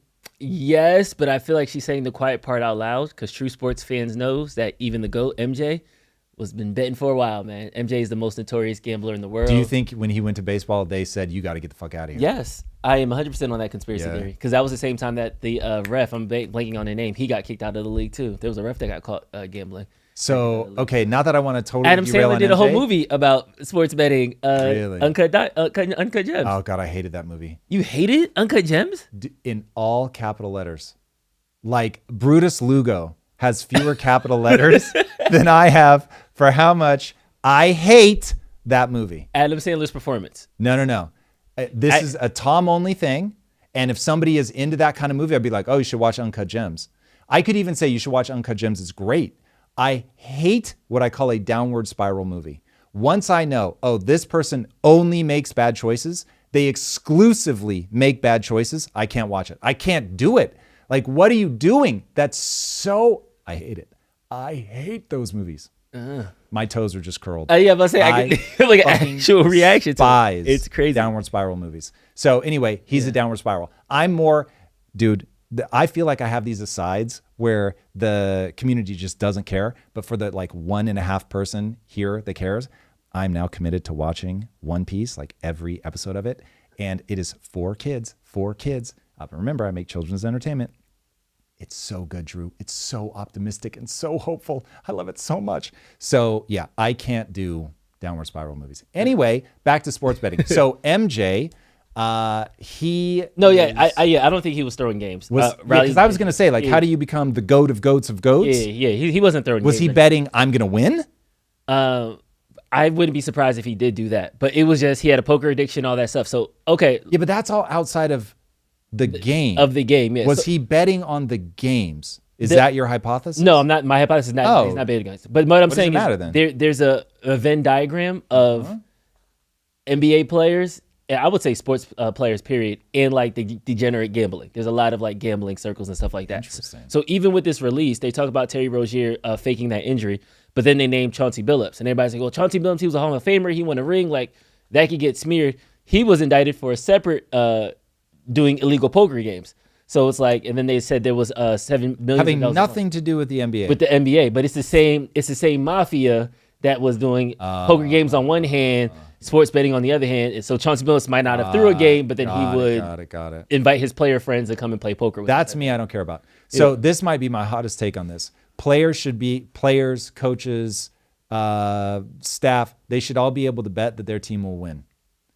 And you shouldn't be able to do over-unders or anything like that. But give me your best argument why a player shouldn't be able to bet that they're going to win. That person should be out on the court doing everything in their off hours, everything to win at all times. So why would you care if a player bets on, I will win this game? I'm going to make a legislation that everybody should own Bitcoin. And I'm going to pass it through the House, and I'm going to make sure that everybody now has a piece of Bitcoin. Oh, by the way, I own a Bitcoin trading platform. That to me is the same as like, yes, you're betting to win, and you're incentivizing people who. No. But in your case, you're saying people are forced to own it. That's terrible. So if you wanted to make a parallel, the closest thing would be Trump buying up companies, because now it's like, well, they're going to make everything favorable. So I get why refs can't bet. A ref should never be able to bet. But when I say a player should already be doing, a player should choose what to eat, who to sleep with, when to have sex, how they say their prayers, everything in that player's life, in my opinion, because I'm an all-in kind of guy, should be about winning, which is why Jordan was the GOAT of GOATs. Yeah. Like, he would give up anything and everything to win. And I want players to be that all in. That's the only thing that makes the sport interesting, is if somebody's like, I'm going to give you the best physical years of my life. I'm going to be totally Brady'd out. And if my wife and kids leave, it is what it is. I'm winning that. I got my 6 rings. And dude, he's goated. Here's the terrible thing. The greatest thing life has to offer you is love. I'm telling you right now. But if you're Tom Brady and you have a chance at that one more Super Bowl and you got to get rid of the family, like, do your thing. I hate to say this, I'm conflicted in my own psychology, but I am so impressed by what Brady did. Anyway, players should be able to bet on whether they win, but that's it. Okay, is this a self-inflicted injury? Because this release. What's the define the injury, please? I believe they've completely betrayed their fans. I think they've betrayed the sport. Integrity of the sport, yep. I think that they have betrayed themselves, their own legacy, their families. Like, this is like really bad for me from a moral standpoint, from a like ought standpoint. Am I like, these guys better go to prison forever? They're probably going to go to prison, and I'm certainly not going to complain. But it's not like, that's not my drum. Yeah. My drum is like, bro, there were like fans and kids and like dads, moms, whatever. People that are like, dude, I just worked a grueling day, but there's this thing, and these are my superheroes, and I get to invest in this. Was late on rent to buy these seats, and I wanted to be like, there, and I'm dude, the emotional investment that people put into sports, one is awesome. I have the chills. I'm not even a sports guy, but there are things that I get into this, like with gaming, and so TCG. I get why people get so into this, and it's a beautiful part of the human condition to be like, okay, by proxy, I'm going to go do combat. So it's basically we're hijacking the neurons for war and combat, and we're turning it into this sport where it's like, it's your team and you care and you're like totally emotionally invested, and they take you on this crazy roller coaster ride. And if you so desire with your own money that you want to bet on it, yay! Like, this is all fun. But the fucking players are like, I'm going to try to like do a spread, or I might even throw the game so I can make even more money. Yo, that one is fucking gross. I hate that. Yeah. I really hate that. So the injury part that I'm talking about is that ESPN, sports media, NBA themselves, they adopted sports betting now. We are allowing gambling. And listen, I love how we have to say everybody's an adult and we can do all the things and everybody needs to be responsible for their own decisions. But if I'm giving a person who came from a terrible background with not a good upbringing, and his only survival is this basketball, and now I'm putting him in the game, I know I'm not going to be the GOAT. I know I'm not better than LeBron. I know I'm never going to be Jordan. And I know that I'm making the league's minimum $900,000. Yep. If I can get me and all my homies an extra $300 on top of that. By winning? By faking an injury and playing 9 minutes on a Wednesday afternoon, coach. And then they cut to commercials sponsored by ESPN Bet, sponsored by DraftKings, sponsored by FanDuel. And then everybody's now confused, like, wait, where's all this gambling come from? Where did the sports So it's like we can't embrace sports betting and say everybody should bet on sports and then not think we'll have some players who think they could game the system. That's the incentive problem, right? Like, we're lining it up. It is. My thing is we have somehow in America developed a unwillingness to enforce the laws. So they can't do that. It's illegal. And if you find them doing it, which, yes, you will have to investigate and all that. They need to be banned. Lock them up. I'm just saying, from the league. People, you look at people and say, oh, but they can't help themselves. Oh, but they're too stupid. Oh, but they'll get addicted to gambling and all of that.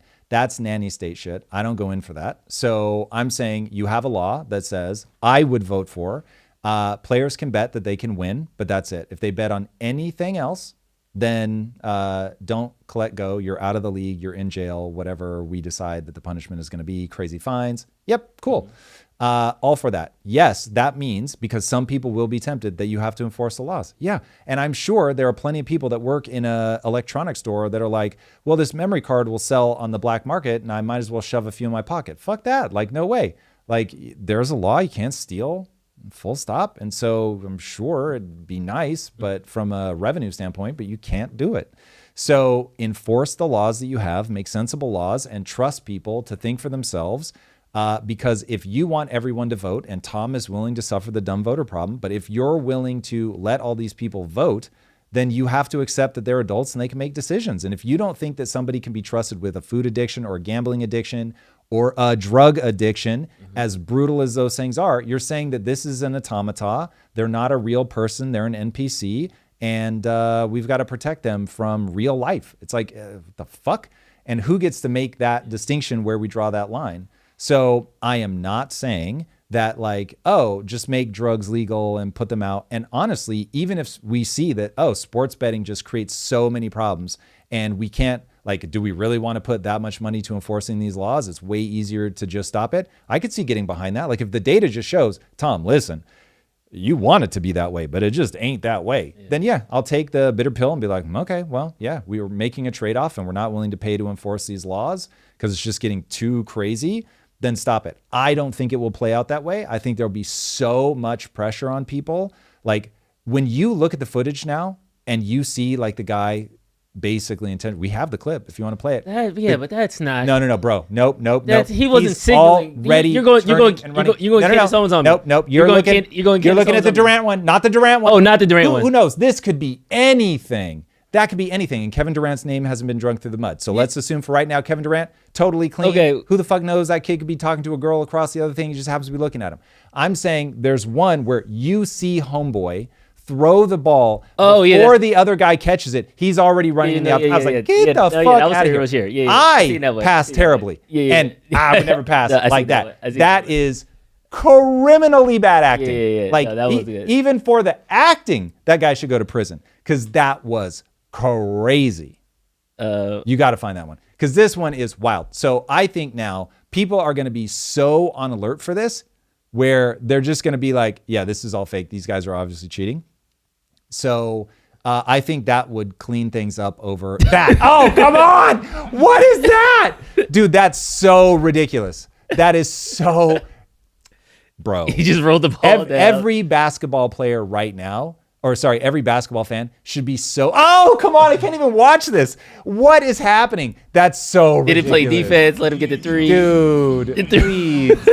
That is so wild. Yeah. Oh, this really hurts me in a way that I would not have anticipated. That's bad. I'm not even a basketball fan, but there's something about this that, oh man. Somebody said it in the chat. They brought up Pete Rose.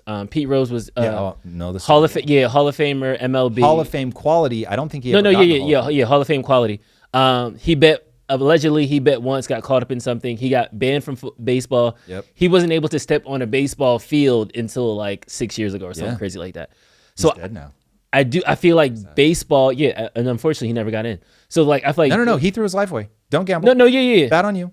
I feel like baseball set a really good precedent about that because draconian. Yeah, everybody was like, okay, they're gonna let him go, and it's been decades, years, and the people that loved him got out the game and forgot, so his legacy just kind of faded. Yep.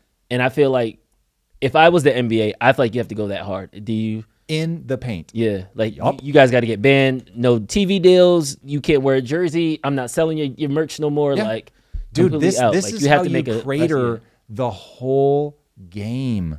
Because now I'm like, if I'm watching a game, so I went to a basketball game, this is years ago, and I forget who was playing. I think it was the Nets game, and they had a big player at the time, and I could tell he wasn't playing to win. And I was like, oh man. And the commentators were even like, they've got so many games like coming up, and they like believe that they're gonna win by a good margin, and so he's like really going soft. And so it was like this guy was known for being this really dynamic player, and on the court I was like, this is boring as shit. And so I was like, oh, this would be heartbreaking. You're a kid. Like I remember in the Jordan era, again, not a basketball fan, but who was hanging above my bed? Michael Jordan dunking the moon. If you're old enough to know, if you know, you know. And dude, it was so inspiring. And so I can imagine a kid going to one of his games and he's just like phoning it in, whatever. Yeah. That would be gut wrenching. And so, it is. You have this really cool opportunity to give people heroes in a way that's safe. It's just a sport. It's not a gladiator, but you get all of the bread and circus, like amped up emotion, investment. It's a really cool part of modern life to be able to have these sports teams where for generations, like countries will emotionally reward people for getting good at something. And so that country gets really good at like soccer or basketball or whatever. And it becomes this incredible path for people to get out of poverty because they can get good at this thing that doesn't require like these huge investments. It's just such a cool thing. And then as adults where you're like, oh, I'm grinding out my job and it's super boring. I don't have anything that I'm passionate about. Wait, except sports. And now I get to invest in these gladiators who get to walk away from the game safe and go home to their families. It's this really cool thing that's worked.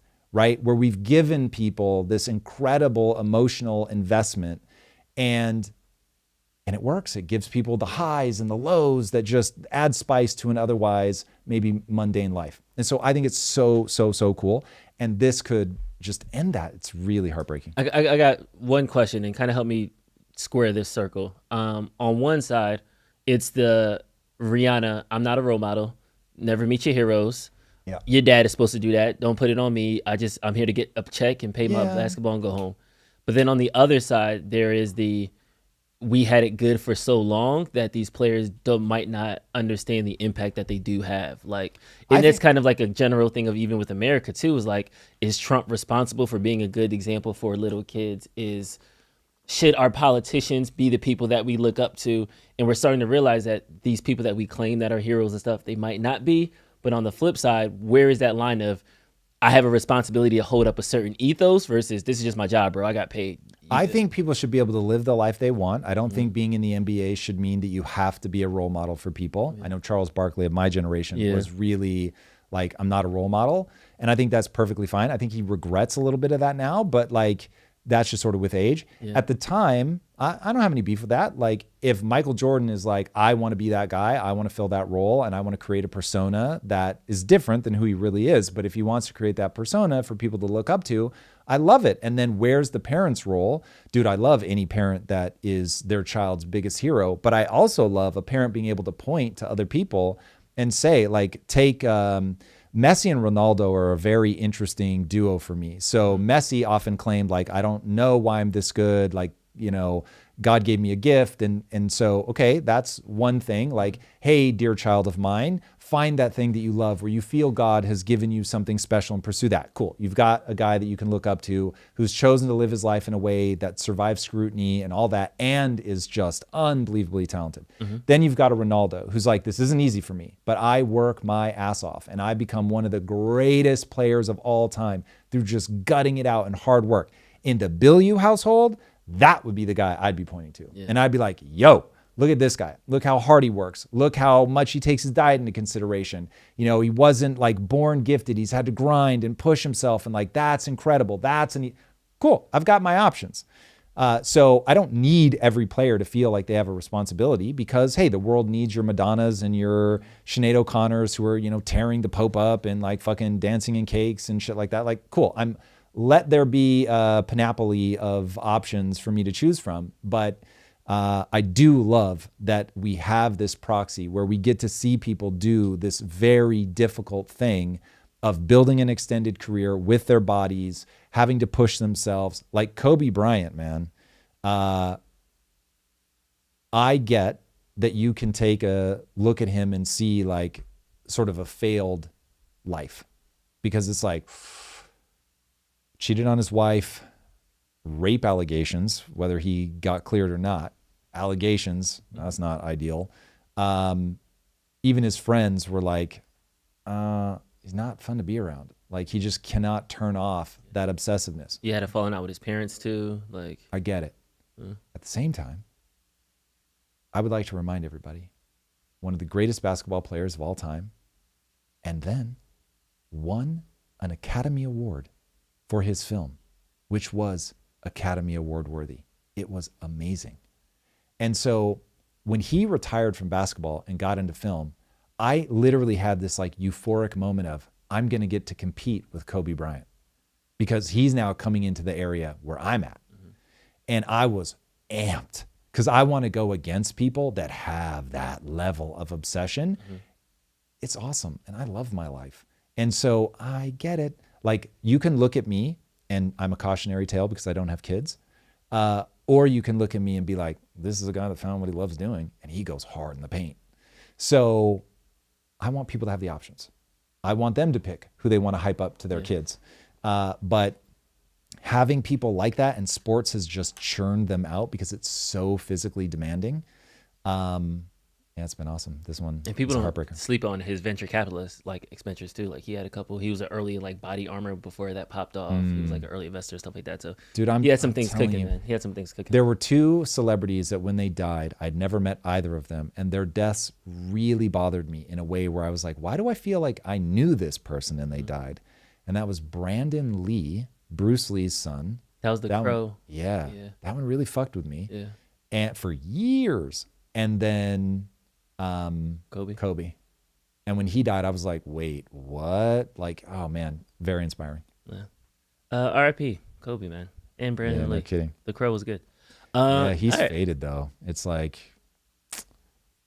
he's just faded. It happens to us all. Nobody. I mean, how many people throughout human history have lived beyond like 3 generations? It's effectively 0. I mean, there's a handful of them. Most people know who Socrates is, but it's not many. Sheesh. We've got a couple more super chats. Hey, I didn't even notice these super chats. Let's go. First up from Sequoia Hall, the child sports industrial complex is a real thing. One of the new economies we have created. Be like Mike.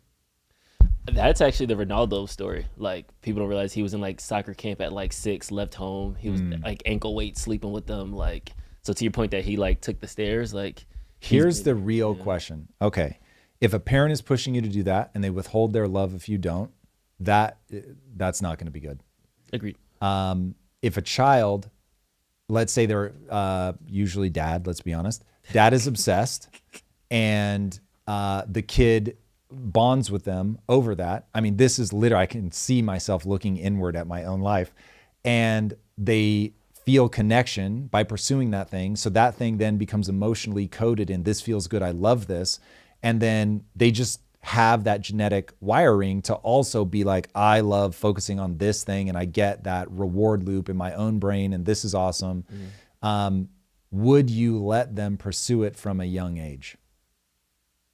I would, because I feel like I never had that like moment. So when I feel like if you have that at 4 and 5 and you're like doing it, one of my cousin's kids, so my cousin, nephew, whatever that may be, he was doing calculus at 9. Is he Chinese? No, my family's not that diverse. Lit up for that one. My family's not that was too funny like, to pass up. Like, sorry. yes, at 9. And now in hindsight, he's definitely probably got some of the tism in him. But my cousin texted me and she was like, Drew. Yeah, I wasn't prepared for that. You the only one I know, like, because I did engineering, so I took like Calc 4 in college. So he's like, you're the only one who I know actually took like Calc classes. Like, is he making sense or is this just gibberish? And I was like, no, that's a linear equation. Like, he's actually doing it. He's like, oh, yeah. You could. And so he's like started a YouTube channel, started doing quadratic. Damn. I don't know if he's still doing it, but it was just like, oh, if you really like math, when other kids are playing with robots and jumping around like Spider-Man, yes, like foster that. You know what I mean? So I think when people have those early sparks, you should like pour fuel into it. Me as the failed soccer dad who bought a bunch of equipment and I had cones and a whistle and I had Lynn waking up early and running around the house. Like when she was like, hey dad, nah, it's over. And I'm just like, nah, but like you were good. Like we can, nah. And then her mom like sat me down and was like, hey Drew, nah. And I was just like, okay guys, like whatever. I still got the cones in my trunk. I don't want to talk about it. Still in the trunk. Yeah, I mean, listen, I think as long as people let kids eject out of it, then yeah. I wouldn't let them eject mid-season. I've always liked the idea that if you start something, you're going to see it through. But if next year you don't want to do it, yeah, no problem. That's always the rule. It's like, okay, you're done. One more season. And then after the last one, we won't pressure you, whatever like that. Yeah. So it's always, you can't quit midway. You have to finish it out, do it one more time, and then you can quit, do whatever you want to do. Yeah. So that was the one thing that we did agree on. Second super chat we got from Sneaky Tiki. Hey, Tom and gang, made a Discord post in the links for discussion titled Cause and Effect of Tech, Econ, and Politics. Would love to hear Tom's thoughts, but if it's too long, no big deal. Much love, all stay classy. Give us the TLDR. There's not really a TLDR. It's a long, I looked at it, it's kind of a long, very like thought out version of like how things go from tech. So if you guys have stuff like that and you want to see it discussed here, the long thing is great for other people that are in the Discord. So that's amazing. Don't be afraid to do a long post. But if you want us to be able to talk about it, just give us a TLDR that's maybe 2 or 3 sentences max. And then we can actually talk about it. Cause yeah, I love that. But obviously don't have time to go through and read all of those, especially when they're super long. So yeah, just give us a TLDR in the future. Goodness. And we'll Trump is petty, yo. This is definitely not breaking news. But what did he do this time? No, this is petty. I wasn't even prepared for this. Shout out to Marusha Dark. I seen your link. I just pulled it up while the super chats were happening. I was like, is this worse than the Canada thing? Yes. Oh God. Okay, what is Yes. Cause like, bro, you're still like, it's still America. Like this is like, you're being petty now. You're being petty now. All right. You can share me, G. Okay, so this is the White House website about the White House. Yep. they're gonna do, East The Wing ballroom. expansion. Yeah, Talking yeah. about the ballroom. I'm actually excited about this. I'm surprised people are so negative on this. It'll be awesome. Okay, let's go down. Major events timeline. Let's see what happens in the White House. Uh-oh. And as we're scrolling over, the addition of the West Wing, addition of the Oval Office, addition of the Rose Garden, addition of the East Garden. Oh, the Bill Clinton scheme. The Muslim Brotherhood visit. The tennis pavilion. Cocaine discovered. This is incredible. You have to love this. Stop. No. This come is on. okay. This Come on. is This is terrible petty. and This is unpresidential. petty. But this is What are we doing? unbelievable that you're on the timeline where the president is that hysterical. This is your meme presidency. So, okay, look, with memes, admittedly, I should probably be really horrified and heartbroken.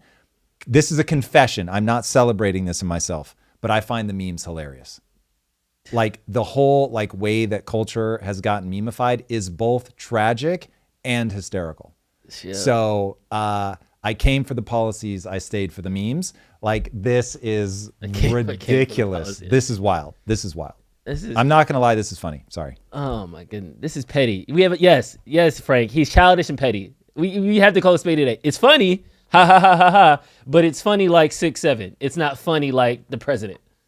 The 6'7" thing. I've tried to make it make sense. It just doesn't make sense. We're old, Tom. It's not for us. Yeah, it's not for us. We had D's nuts and suck it. That was That's true. That's true. That was but at least ours. D's nuts, when you like these nuts, then you're like, oh, got it. Okay, it's dumb, but double entendre. Totally understand. Have you heard about Mike? I don't know. My dick. That was after the second. That was terrible. Okay. Maybe that was a loved Jersey it, thing. but Sorry. it was terrible. So, You got me. but the 6'7", I've really tried to make it make sense. But no, look, guys, I get it. This is the president, and it is a tragedy, and this is terrible. The memification of life, like I said, this is a confession. It isn't a celebration. I'm not saying this is good. I'm just not going to lie to you and say I don't find it funny. It's funny. It's funny to my damaged soul. How about that? Funny to my- So, yeah. It's bad, though. I get it. When it was more presidential, that was better. And may we get back there as soon as possible. I am just, admittedly, it's funny.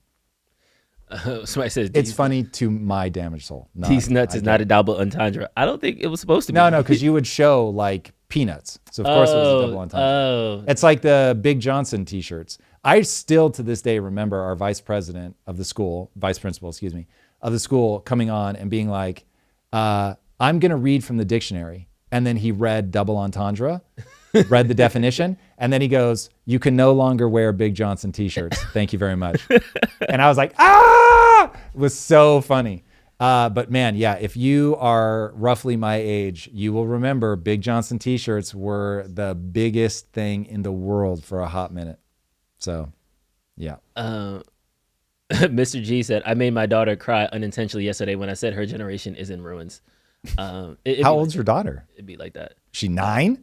I went to Your generation is in ruins. I went to visit my nephew in What are Chicago, ruins? and he told me that I traumatized him when he was little. And I was like, what? I was like the best uncle ever.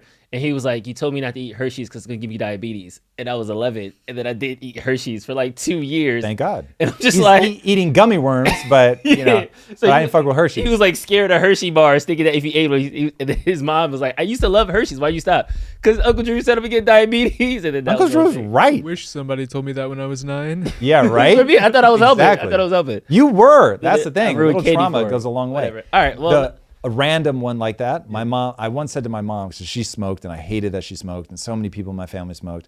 And I once said to my mom, who invented cigarettes? And my mom goes, some clown.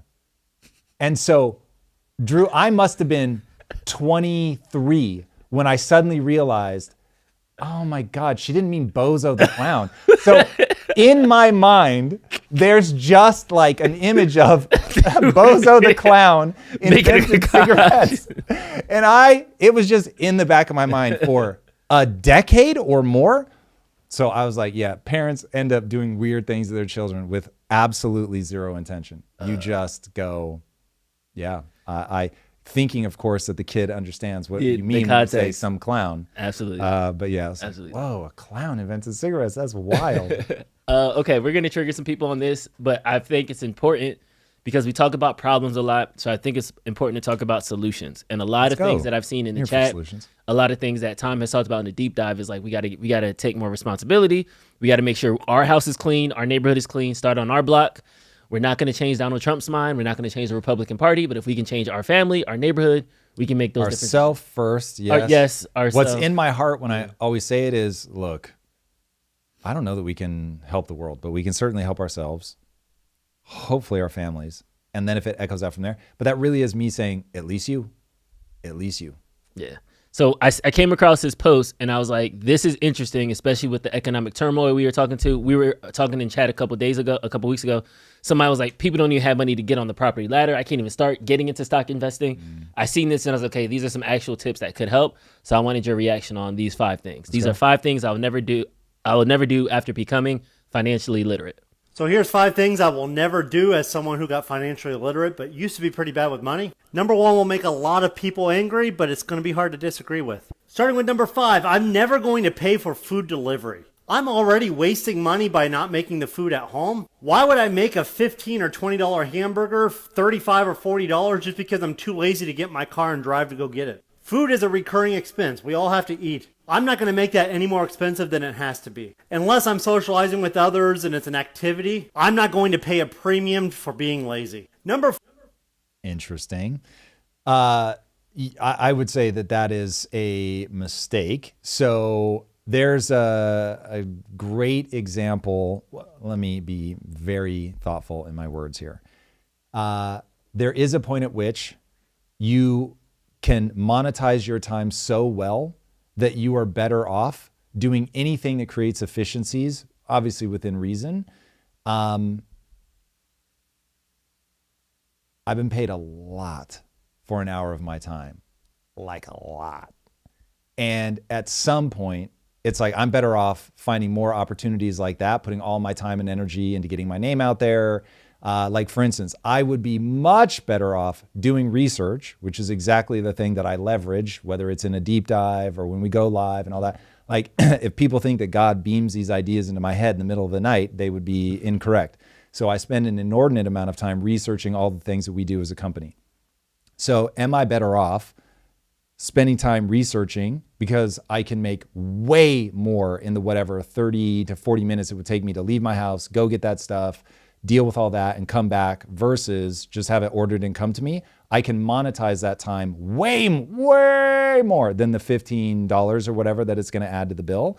So the real answer is, how much can you monetize your time? And if you can monetize your time more than the efficiency, then you always do the efficiency. If you can't, then obviously it makes sense to go do it. Makes sense. Number 4. 4, I am never going to have a car loan. Cars go down in value faster than you can blink your eye. Why would I make this any more expensive by putting interest expense on it? I'm going to make a car payment to myself so that way interest works for me instead of against me. The only time I will finance a vehicle is if I literally need that specific vehicle in order to make money. But even then, I'm going to look for something used and I'm going to try to pay cash for it if I can. Now, number 3. That's gangster. He is 100% correct. Avoid debt whenever possible. And if you have to look uncool to your friends to be debt-free, look uncool to your friends. Dude, debt is the thing that really damages people. Now, for all the haters, I will just say, yes, of course, I am aware of leverage and I am aware of how some people use it, but it is very high risk. So unless you consider yourself extremely savvy, I am extremely savvy at this point when it comes to investing, as evidenced by how much money I've now made from investing. And I avoid debt like the plague. So people need to be very careful. I am never going to buy designer clothes or designer fashion. I see no value in a $3,000 shirt or a $500 wallet. Even if it's supposedly made from high quality fibers and materials, the fiber at Costco is just fine for me. Unfortunately, I can always find something decent at a thrift store or an outlet mall. And if I ever need to wear a certain brand or have a logo on my body just for someone to be friends with me, I'm going to seriously reevaluate my life's choices, because what kind of friend is that? It's not someone I would ever want to be around. Superficial AF. Which is a great segue into number 2. Okay, so he's right from a financial standpoint of if you do the things that serve the most basic utility, they keep you covered, you're warm, you're protected from the elements. then you can invest the money that you otherwise would have spent into something that's going to return back to you. And so, man, I will clap for anybody who's like in the $2 thrift store, suit, outfit, whatever, because they're investing that money. But I don't look askance at people that are like, I have this thing that I love and I want to spend money on it. So a very dear friend of mine is into cars, and they're doing very well in life. There's no doubt, but they're not like a multimillionaire. And so it's not like they've got a garage full of cars, but like that matters to them. So they're going to spend early dollars on the car, on tricking it out, on keeping it clean, on being in car clubs, that kind of thing. And so, I mean, that's a passion. In the same way that even when I wasn't wealthy, like I would collect DVDs. Yeah. So I would just, oh man, I loved it. It meant so much to me. It made me feel the way that I wanted to feel. And so people being like super paranoid about like, I can't do any of the things that I want to do. And you have to be careful, because if you don't have control of your spending and you're getting yourself in debt to collect DVDs or whatever, that doesn't make any sense. But if you feel like, hey, I have a healthy relationship with this, it's a thing that I love, I have a certain amount of my budget allocated to that, I'm also saving money over here, I'm investing wisely, go for it. I'm never going to own a boat. Boating can be a lot of fun, and there's a lot of good experiences that can be had on a boat, but I will rent one if I ever so desire. The word boat itself is an acronym that stands for bring out another $1,000, meaning you're just constantly bringing out another $1,000 in order to keep it running and keep it afloat, literally. Now, if you invite me on your boat, I'm going to give you $100 at the bare minimum, because it's expensive AF to keep that thing running. And we're going to have a good time, but I'm not going to own your boat. The surest sign that I've been kidnapped is if I ever consider signing a title of a boat into my name. It's time to call the authorities because something is wrong. And finally, number 1. Boats. Again, if you've got the money for it and you understand how much they gobble up your resources and you're perfectly happy to always bring out another 1,000, sure, go for it. It's a terrible investment. And unless you're like really savvy, most of the things like cars, watches, even that would make me nervous. Like you can make money off that stuff, but man, unless you're like really deployed into other assets, or meaning already like, hey, I'm doing all of that and now I'm looking for something else, and your shtick is boats instead of Pokemon cards or the other ridiculous things that people can do sort of 90 steps down the line of investing. Sure. But yeah, boats strike me as a terrible place to put your money when, like you said, you can rent one. One, the most controversial thing I'm never going to do because I got financially literate. I am never going to have kids that I cannot comfortably afford. I grew up in a financially broken household. I do not wish that kind of hell upon anyone else. It is no way for a kid to grow up. Children are one of the most expensive financial decisions anyone will ever make, and no one likes to talk about it, but it's the truth. If I was financially struggling, I know I would make this 1,000,000 times worse by bringing a very expensive child into the world to struggle with me. Unfortunately, we live in a world that only cares about you if you have money. And when you are younger, your financial situation has far less to do with you and far more to do with your parents. The best formative relationships and best networking come from kids who have money. I hate to say this, but it's the truth. And I'm not going to have a kid unless I can provide those opportunities for them. The choice is yours. What do you think? Okay, that one is, I would take a different take on that. And I would say that everybody should make that decision for themselves, whether you want kids or not. Kids are very expensive. And so there's no doubt that you're inviting an extra burden into your life. It is also what I call the default option. So nature wants you to have a child. And so unless you are prepared to do the things psychologically that you need to do to protect yourself from, call it the emptiness of not meeting the evolutionary mandate that you have in your mind, you will one day find yourself alone, and it will be dire. And so it's a price worth paying for people who want it. Now, if you don't have a problem building in all of those mechanisms of finding meaning and purpose, recognizing as you pass through different phases in your life, you're going to feel very differently about kids. Like I know as I get older, I'll always wish that I had just sucked it up when I was young so that I could have a kid somewhere out in the world thinking about me and loving me the way that I think about my parents and love them. So there's no doubt when I'm in later phases of my life, I'll be like, oh, that sucks that early me didn't have a kid, but I know how to address all of those things psychologically. And so, yeah, I'm very aware of the need for meaning and purpose. Part of the reason that I have so enjoyed training my attention onto children's entertainment is it makes me feel like I'm contributing meaningfully to that thing that nature wants me to contribute to, which is kids. And so on that one, I think that there's a lot more psychological stuff people need to pay attention to before they just go, I can't afford it, so I'm going to eject out of it. There's going to be a price to be paid. And so if people face that price knowingly, and they're like, I get what this is, I understand how this will affect me in different phases of my life, and I'm still going to make this choice, and here are the defenses that I'm going to use to keep myself psychologically safe, great. But it is the default path in terms of fulfillment, in terms of feeling like you've done the thing you were supposed to do, even though you'll have a hard time defining why you feel that way. So yeah. And then plus it is a big gift to society. And so I will take this opportunity to thank all the parents for their service, Drew, as I've thanked you many times. You're welcome. Please, I get it. Yeah. Otherwise you have not No Country for Old Men. You have, what was the name of that movie? Clive Owen. Children of Man, Woman of Man, Children of Man. Children of Men. Is that what it's called? Yeah. You sure? That feels wrong somehow. Anyway, it's close. Yeah. Cool. Eric, you've been on it, man. Thank you. Eric is like our lookup thing. He's quick with it. Nicely done.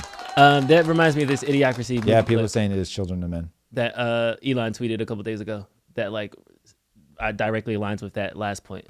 Having kids is such an important decision. You're just waiting for the right time. It's not something you want to rush into, obviously. No way. Oh shit, I'm pregnant again! I got too many damn kids. Thought you was on the pill or some shit. Hell no! Must have been thinking of Brittany. Brittany? No, you did. What? There's no way we could have a child now. Not with the market the way it is, no. God, no, that just wouldn't make any sense. Come on over here, bitch! He don't care about you. Yeah, well, there must be something he likes over here. I mean nothing to me, baby. It's all a little distressingly real. It wasn't me. It wasn't me. Well, we finally Now, decided I want to be have very children. clear. Elon Musk is making fun of the people in the tie, the quote unquote high IQ people. Let's not let that get lost. He obviously is very hardcore about that. Spreading his seed. Yeah, it's wild how virtually anybody else, if they did this, think of any other CEO. This being the number of people he's gotten pregnant through traditional means, the number of people that apparently he's donating sperm to. It's like the world would have a stroke. The amount of exits. But with that's Elon, you're just like, whatever. It's Elon being Elon. That's wild though. How many kids does he have? At least 10, right? I thought it was 13, but is it 13 I get him now? and Nick Cannon confused. Oh, I don't know. They he both has have pop that many stars. kids? They both have pop star wives, ex-wives. He has 13 kids? Yeah. I know Nick definitely got 13. Damn. I feel like Elon, I thought it was 13 too. Let's ask the Chat? Where are we at here? How many babies does Elon must have? Drum roll, please. 14. Oh! He got him beat. Wow. He got him beat. That happened fast. Wow. Dude, less than 2 years ago, he had 10. And one of them, his name has a backslash in it. Look at that. Damn. That is a little intense. That kid's gonna. That's the American dream, man. You better be the smartest one in the family. Like if you're the one with the backslash, woo, you better be bright. You better be bright. You can't have that on the back of a jersey. If you got the downside of the genetics on that one, oh, that's gonna be rough. That's gonna be rough. There is this like falling baby demographic. We need to get people more pregnant, and I seen the incentives of like, if you have more than 2 kids, no income tax, and we need to give people wives and all these other things. That, we need to give people wives? I'm just saying people are trying to every solution possible in order to stop this like declining birth rate. But going back to the Idiocracy clip, like what do you think is like from a population standpoint, why do societies kind of, ebb and flow in this way where it's like everybody has babies now, nobody has babies, and everybody has babies again? Because it seems coordinated. Drew, I thought it was an American problem. But I'm like, South Korea even got babies and they got free Wi-Fi. Like, you know, I don't want to say it. I'm gonna let somebody else say it for me. Okay, who? Oh God, he's type in Isaac Asimov. Birth rate, we're going to try that because I don't want to give away the punchline. If that doesn't get us the clip, then it might be that first one. Hit play. How many minutes is that? 8. Okay, try this. Turn it up. Written so much about the population explosion. You know, the fact that right now the population of the globe is over 4 billion. You've said. Hold on. Are we fucking with me? Turn it up.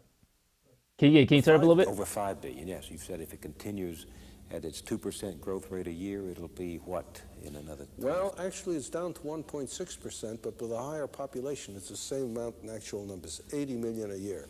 So that by the year 2000, it's going to be perhaps 6.5 billion. That's just 12 years from now. Yes.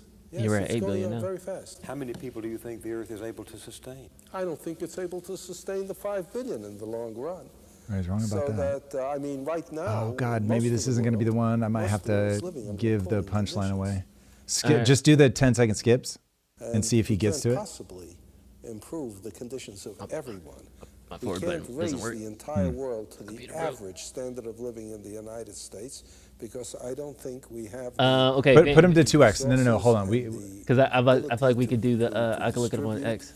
Well enough. Just put him to 2x for a We have second. condemned, right now as it is, most of the world to a miserable starvation level of existence. And it'll just get worse as the population continues to go up. But you can't just say to a woman, don't have children. Well, it's not so much that. It's so many people are saying have children. There is such a pro-natalist attitude in the world. We celebrate Mother's Day so enthusiastically. We say, may all your troubles be little ones. We celebrate additional children. I feel sometimes that if we'd only stop pushing for children, that somehow there would be fewer of them. Why did you say that the price of survival is the equality of women? Because Here it is. women Oh God, have full- rewind it. This is what you want to hear. Just go back a tiny bit and then take it off 2x because you have to hear the question. You have to hear the question. All right, brace yourselves. Brace yourselves. Ability to enter into. You say that the price of survival is the equality of women. Okay, pause. If women have Why do you say the price of survival is the equality of women? So my man's here claims the price of survival is the equality of women. Now let him answer that question. Get ready for this. Ability to enter into all facets of the human condition, if they can enter business, if they can enter religion, science, government on an equal basis with men, they will be so busy that they won't feel as necessary to have a great many children. As long as you have women under conditions where they don't feel any sense of value, no self-worth, except as mothers, except as baby factories, they'll have a lot of children. Because that's the only Pause. way they can People are prove saying they that's can't hear. something. I'm about to break those fucking computers. What is going on? We've done over 100 shows. Lies. Vicious lies. You're telling me it's cranked all the way up. There's no more volume to give them. Oh, this is very trauma inducing. Okay. The punchline is the price. Why do you say the price? Some people are saying they could hear it fine. Some are saying it's too quiet. It's definitely quiet. Yeah, it's definitely quiet. Sound is perfect. Have to crank the audio. Anyway, mixed bag. All right, let him finish, please. In general, if you look through the world, the lower the status of women, the higher the birth rate. And the higher the birth rate, the lower the status of women. So that if you could somehow raise the status of women, I am certain the birth rate will fall drastically through the choice of the women themselves. What do you see happening? Okay. To the idea? When I came across that clip, I didn't send it to you. I was like, are we ready for this one? I'm not sure that we are. Yeah, I would love to sit down and talk about this with my wife, especially. I think it's true. Everywhere you look, if you look at the education rates, like if you just show me the education rate of a country, I'll say the birth rate is high or low. If the education rate of women is low, the birth rate's guaranteed to be high. If the education rate of women is high, the birth rate of women is guaranteed to be low. It's wild. So this is one of those, it is super uncomfortable. Nobody wants to talk about it. But the reality is when women have a whole bunch of options of ways, and I know because I'm married to one, when they have a whole bunch of options of ways to feel like they contribute to society, then kids becomes one of the many options that they can choose from. And so you'll just naturally see it go down. But when there's either a massive societal expectation, when there is a statement that your only value is having children, then, oh, lo and behold, they're going to have kids. And especially if God told you you're supposed to have kids, then clearly the birth rate is going to be way higher. So as religion goes away and there's no sense of God told me I need to do this, and then I have all kinds of options in the world, the trade-off is going to be that the birth rate goes down. Now, I obviously am a big believer in freedom. People should be able to make whatever choice they want, but we should also be very honest about what happens to the birth rate when that's the issue. And so you either need tax incentives or something to try to balance out the playing field. To your point, though, that once they have options, it then just becomes, what I hear from that is like, it's like a job to them at that point, where it's just like, okay, I'm either choosing to do this or I can choose to be something else. I think it's far wiser to think of it this way. There's an algorithm in your brain that says you must work hard. There's an algorithm in your brain that says you must work hard in order to contribute to the group. And if you try to act as if there is not an algorithm in your brain that says you must work hard and you must work hard to contribute to the group, then you're going to be very confused as to why you feel a sense of profound dis-ease if you're just chilling at home all the time.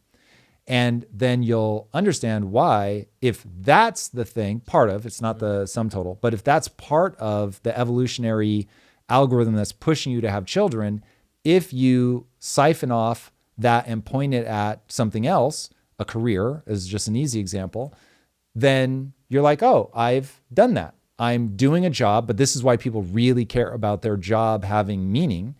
I've applied my energies to getting good at this thing and working really hard to get good so I can make progress towards helping others, not just myself. And so when people do that, they find themselves like having scratched that itch. Now, this tends to be a thing where it pushes women into their mid-30s and then they start going, this isn't really doing it the way that I thought I would because there are differences between men and women. It will scratch that itch profoundly for men, and it won't, these are averages, it won't for women. And so Lisa and I have talked many, many times like, hey, the fact that we're not having kids is a far more dangerous game for you than it is for me. And so you've really got to have your eyes wide open about whether you want kids or don't want kids, because the evolutionary push for you is to invest in children. The evolutionary push for me is to bang a ton of chicks. So like you have to understand like we're being pulled at this in very different ways. So that's one where everything's a trade-off. And if people aren't honest about how we get in the situations we get in, their solutions won't work. Yeah. Staying on the relationship track, let's jump over to Pam Bondi. This is the guy who just told us a couple of days ago to start smoking cigarettes so that we could be high achievers and not fat. Lung cancer be damned, literally, and I quote, he said, this is the craziest argument. He's not necessarily saying this, but he was like, I have a hard time when I look at the data not coming to the conclusion that we might, I want to give the devil its due here, we might be better off smoking, staying in shape, basically, and then finally dying at lung cancer at some very late date, but having been otherwise healthy the entire time. That is so wild. And I forget, there's a name for it when somebody like, they make a false assumption at the beginning. And so their argument makes sense if you really were trapped in that bubble, but doesn't make sense when you go, just don't eat the junk food. Don't need the appetite suppressant from a cigarette. I don't smoke and I'm lean. So it's like, there are other ways to play this game. But anyway, I find him utterly fascinating. Yeah, I'm gonna set up the video with his tweet. It says something about society that the most controversial thing I have said in recent history is that I wish I would have married my wife sooner. Not that whales might have better oral histories than humans. Not that America should start nuclear testing. Marrying young. And then this is the interview that he did about it. I'm hoping that my son figures out who he's going to marry when he's 15, 16, 17. That worked for a really long time. I don't think figuring it out in your 20s or 30s or 40s is even remotely optimal for life. Now, my personal story is I've been dating my wife since I was 15 years old. We met at debate camp, started dating. We're still together and we're married now. We've been married for a decade. Yeah. And and people are like, oh, but your situation is so unique. I mean, how can you possibly know if they're the right person? And my answer to them is, well, it seemed to work pretty well for basically the entirety of human civilization. They say, oh, but men used to treat women poorly. It's like, look, these are independent issues. This idea that getting married young, or at least having the intention to, like, I'm not saying that my son needs to get married when he's 16, but this idea that it's unthinkable that you get married until you're in 30s, it is a very unnatural and modern thing. And I think that it leads to a prolonged adolescence. It leads to you not thinking about what's important in life. It leads to you spending a big chunk of your most productive years probably not aligned correctly with what you were biologically designed to do. So that's my controversial opinion. I'm gonna hope that I can find a nice girl for my son before he can drive. Well, I met my wife at 19. Still love her, and isn't we're it still great? going. Yeah, 20 and the thing is, years. and when you meet when you're young, the nice thing is you get to grow together. You get to be the people who are the right person for the other side. And I'm not putting people down who get married in their 30s or 40s, but I from what I've seen of my own situation versus those of my friends, it is a lot easier to meet someone who's perfect for you when you grow into that together than when you try to find somebody who's gone through 30 or 40 years of their own life and hope that their life has turned them into exactly the type of person that you want to be with for the rest of yours. It's just that's a really lucky dice you need to roll. Okay, so I think he's a little crazy with the teenager stuff. I don't think at 16 years old you're ready for that. But I will say that early 20s does feel about right to really be on the hunt for who is this person I'm going to share my life with. Mm-hmm. I think men and women are partners. I think they shape each other. I think evolution has always been able to assume that we're going to go through life together. And once you start breaking that, I think that the prolonged adolescence is far less of a worry. I think you could make a very compelling argument that I have a prolonged adolescence, but at the same time, I've been hyper successful in my life, both in my marriage, financially, all of that, but I have intentionally cultivated a childlike wonder for the world. So yeah, I think people be a little bit thoughtful about that one, but being able to go through my life with my wife and to be changed by my wife.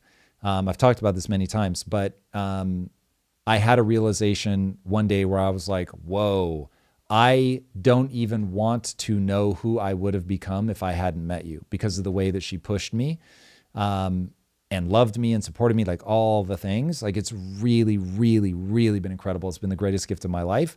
One of the hardest things I've done in my life, but certainly the rewards have been absurd. And when I look at friends that I have that are older and the sincere, great people, and they want to find somebody, just so many of their patterns are already set in stone. So much of their growth has already happened, and they can rightfully credit themselves for that growth. And it doesn't feel like a shared experience. And so that, on that, like, the brain really does go through different developmental stages. And so finding somebody there at the tail end of your brain development where you're still very pliable and somebody that you can also shape, like, there's really something there. Yeah. Somebody in the chat said, why do you need in capitals a spouse to push you and make you a better person? Why can't you don't need it. Listen, you can live an incredible life without somebody, and I don't want anybody to think differently, but evolution is real. And so there are expectations of the dynamic. There's expectations of your brain that if you try to abstract humans from their evolutionary environment, you will get very confused. So I forget who it was that I was talking to, but a neuroscientist, if I remember correctly. Mm-hmm. And so I was asking them nature versus nurture. And they said, Tom, you're approaching the question in the wrong way. What you have to understand is humans have a nature that requires nurture. And I was like, damn. I was like, that is exactly correct.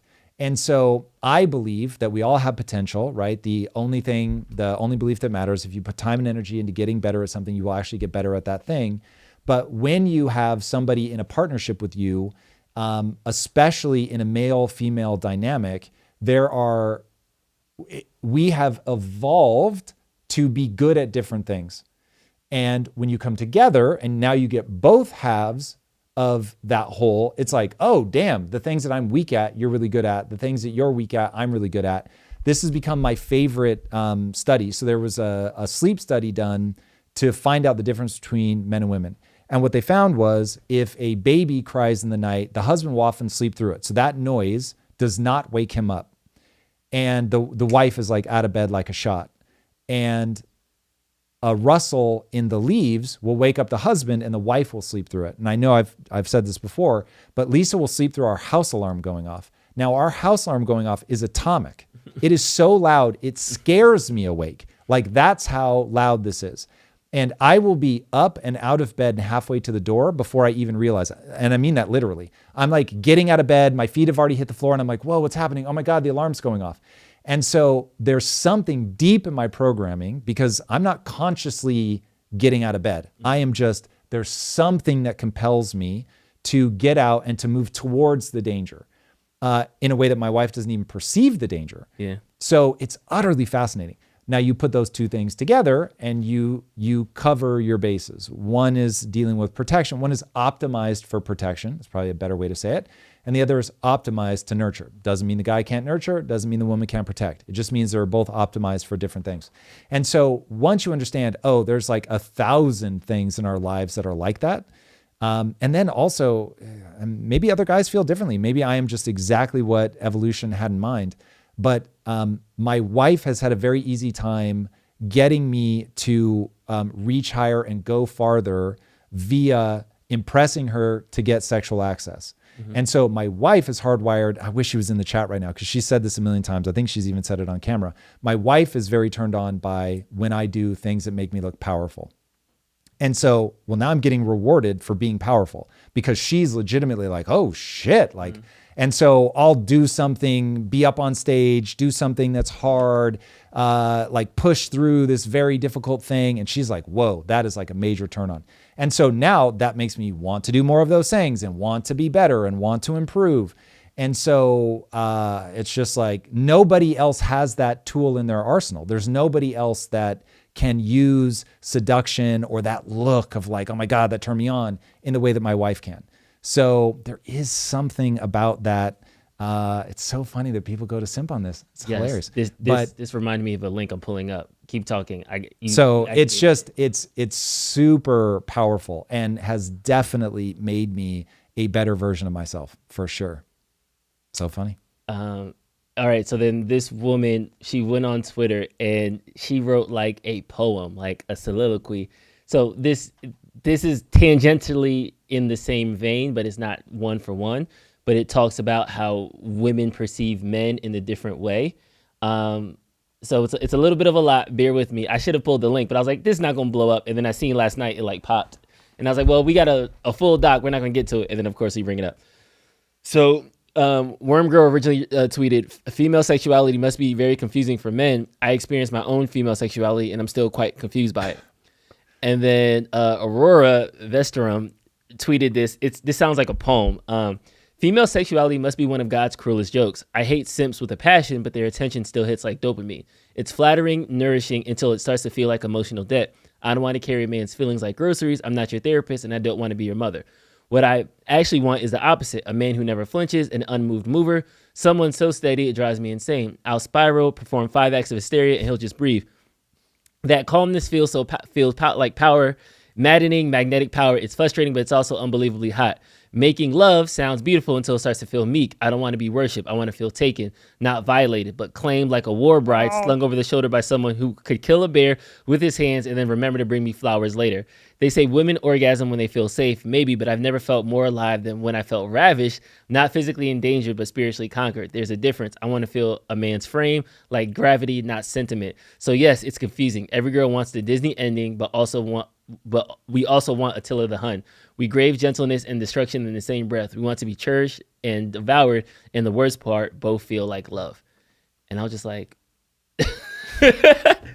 That did sound like a poem a little bit. That's what I'm saying. I retweeted. I was like, yo, this is beautiful. It is poetic. It's not sustainable. I'm confused. Like, but it does hit to what you're saying about like that duality of it all. bro. And I thought I'm telling you, that is so bang on with what life has shown me. Now, I am not captain experienced, but I've got enough that I'll say, yeah, that sounds pretty right. I'll let all the ladies speak for themselves. But if you want to understand more about female sexuality, please go encounter female porn. Female porn are romance novels. When understood as female porn, you will get much closer to understanding women. When understood, like, look at the sales numbers, boys and girls. They are gigantic. And you will see all of the complexities that she's just talking about. So from an evolutionary past, it makes sense. You need a man to pass a test that says two things. One, I can protect. You can take that as kill a bear. You can take that as Attila the Hun, but they can protect. They can be a monster. But with me, I can tame them. And so for me, they are soft. And I see something that nobody else gets to see. There's a book called A Billion Wicked Thoughts. And in that book, they refer to it as the magic hoo-ha. So I can tame this beast, this wild and dangerous creature, with my magic hoo-ha.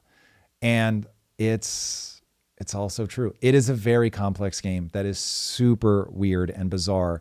And this is why when we suddenly get leaked text messages into somebody's sexual life, we're suddenly like, it feels very weird. There's a reason they call it intimate for a reason. It's very weird to see somebody in that gear from the outside in a normal everyday life gear. Even word choice gets different when you're like in sex mode. The volume that people speak at will change. It's wild. And we're all used to like slipping in and out of that. But what I didn't understand when I was young was that I thought all women wanted, like I, in today's language, would have been called a simp when I couldn't get laid because I was all simp energy all the time. I would write a custom poem. I would show up with flowers on the first date. That's wild. That's like, I wish I could pull me aside and be like, bro. Hey, bro, let me talk to you over here. Yeah. And literally, I just read this to him and be like, no. Like, it doesn't work. And so once I realized it didn't work, once I realized it was confidence, that I needed to be capable of the idea, if Jordan Peterson is right, and the ancient Greek translation of meek is somebody who is very powerful and capable, but they keep their sword sheathed, meaning they are in control of that visceral power. They are not the guy in the wife beater who is, very passionate, but then will also slap the woman around. Like it isn't that. It's somebody who has that amount of physical force, even with other men, but they know how to be diplomatic. And the sword is there if it's necessary, and they are extremely skilled in using it, but they avoid using it. If that's true, that is like a really cool definition of the kind of person that women are going to respond the most to. Because they don't want to be afraid. They do. This was my mom's, like, one of the greatest insights she ever gave me was a woman has to trust you to have an orgasm. And I was like, whoa, like that was so jarring to me. But now, obviously, as I get older, I completely understand why. So yeah, they need to know they're safe with you, but they need to know that you're, oh God, I'm going to say it because I believe it, but buddy, this will be the one that they'll clip out. They also want to know that you're in control. HL Norman, YouTube is doing weird stuff with the username, so shout out to you. She said one woman's experience, and Tom's experience has to do with who he attracts, not a cross section of all women. Women want different things from different people. There's no playbook. So there, on balance, there is a playbook. And this is where, now you may be outside the playbook. Yeah. You may not make sense. She may be the exception to the playbook. Yeah. But when you look at life as if there is no playbook, it's just one never-ending string of confusion. Averages are real. SC2 Alexandro said the woman in the post is literally asking for a robot. Nah, there's nuance. I wouldn't say she's asking for a robot. She's asking for somebody that is confident, self-assured, can be aggressive, is willing to stand up for what they believe in, but also can be soft and loving. There's a movie where a woman gives a speech. So Chad, I'm asking you, there is a movie where a woman gives a speech and like the final punchline is, I want a man whose hand doesn't shake when he puts it up my blouse. And I always thought, that's gangster. That's like, you want that confidence. You want somebody who they wait for the cues of permission, but they're not asking permission, if that makes sense. That's why I always thought it was like the whole, like, can I get consent at every step of the way is just not how human sexual relationships work.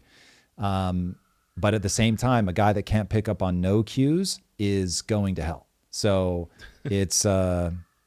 And then Autumn Lynn in the chat, from a woman, that woman is going to have a very hard life and will never be happy if that's what she's looking for. Just find a great partner, be strong for each other, and have fun together. Yeah, I'm just trying to give people. Yeah. Look, and I get that energy, but it's interesting. I don't get. She's saying I'm as confused by this as anybody. She says, the worst thing, I think even the worst part, they both feel like love. She's nodding to the fact that some people can fall for the just aggressive and not the balance, not I am safe with you. Like, I really feel like she's getting at the complexity of it all, and it is incredibly complex. And of course, like, listen, there are going to be times where you're just not in that zone and you need the woman to pick you back up and rebuild you. But like, and my wife always hates when I tell this story, but it's so true and it was so powerful for me and I so needed to hear it. And she constantly wants to put it back in context, but the line that she gave me was, you do know that insecurities aren't sexy, right? And so that was not her being unforgiving. My wife had tried to help me pass an insecurity that I had. And finally, when she said that was when I was like, oh yeah, I just have to let go of this. And that was really useful. And so, of course, she was there for me. And of course, she wasn't saying it in a mean way. And of course, she wasn't trying to be a bully. But when she just, like, after the 100 attempts to get me to see it doesn't matter, and she still loves me anyway, and like, it was still, like, just hard and fast. Like, this is not sexy. You got to fucking get over this. Mm-hmm. So I think people miss the importance of that moment. Yeah. All right, let's jump into future tech. This was kind of cool. AI companies are offering up to $150 an hour to watch you cook, clean, to help train the next generation of humanoid robots that will be mass produced. A few companies offering to pay are Incord, Micro One, and Scale AI. Unrelated, this is a video of a robot and Nick. I forgot his last name. DJ something. He's a cooking influencer on YouTube, and they're like cooking a. You can make it up. I don't know who he is. Yeah, steak together. Nick, would you mind handing me that spatula over there? Yeah, absolutely. Not a problem at all. Just gonna pick it up nice and carefully. Yeah, I feel like a robot cooking is weird for me. Here, you ready for this sound? Yeah, let's Dude, see it. get used to this. Pretty good. This is 7 years from now. This will be so common. Get the best year possible. You know, I'm not kidding. You and I are going to have a robot I have that video on the show. I have that link pulled up. So yeah, play it for the people. Everybody, we got our new sidekick. 100%. This is only $1,400. This is a new billionaire. The billionaire. Everybody. Look, come on, man. That instead of just pressing buttons, like we're gonna have a command that we give it to get him to do the shimmy shake, and it's like, this is so cool. This is gonna be ridiculously common. He'll have his own camera. He'll be like over here, and we'll just cut to the robot cam when he's like doing the 100%. Like, yeah, boys and girls, you live in the age of robots. Embrace it. Get used to it. This is real. Yeah. Somebody put a good, so there was a tweet under the cooking one that was like, okay, but like robots don't have that dexterity. They're gonna have to wash their hands. They're gonna have to For now. That's just a problem that hasn't been solved yet. Yes, it's just an engineering challenge. Elon Musk has talked endlessly about this, that they've got so many patents filed just for the hand and the forearm. Yeah. Figure robots, they're doing a lot, and they've, I think, solved the like heaviness problem that I've always been worried about. Mm-hmm. So yeah, this stuff will get lighter and better and faster and more dexterous. It will take time. 7 years, I suppose, could be aggressive, but I mean, in 7 years, there are going to be a lot of robots. Whether they'll be the tens of millions that I'm expecting, maybe it takes a little bit longer. It's not going to take a lot. By the way, do you see some of the news on an AI has now created the most efficient learning algorithm ever? more Go there. than a human algorithm. So this is like where it begins. Like when they start clocking Skynet, 2025 was the year. Like if people aren't paying attention to how much this is all changing and how fast, it's really incredible. It's going very, very fast. Yeah, Jensen Huang started saying that they're going to start speaking language that will transcend life. Oh my God, no. They're going to start speaking the language of life. And so he's saying, we'll let him speak for himself. But the punchline is that LLMs have already proven that just like they can look at all the patterns in language and then guess the next token, meaning the next letter. So when an AI is writing that beautiful essay for you, it's literally just guessing TROPE. That's insane. So now what they're saying is that biology has exact similar patterns. And so now it's like, oh, okay, you would have to fold the protein in this exact way. So this is how the next piece in that will be bent. This is exactly what the next part of the DNA is likely to say. And so if they can speak the language of biology, they can create life, alter life. I mean, it'll be wild, but they could conceivably just start building up. I don't know what the smallest block will be, maybe amino acids or something. And then it will just construct like, here's the flower that you wanted, or here's a bit of skin tissue. Obviously, it will take time for them to deal with all the complexities. But when you think how far we've come with human language in 3 years, like think about where biology will be in 30 years if LLMs can do it. So let him say it as he has more details. The technology needed for healthcare is really complicated, and we're making fast progress. If you can understand the meaning of words, sequences of characters, and you could understand the meaning of structures like the virtual world. The reason why we're able to generate video is because we understand the virtual world, to generate an image, a representation of the world.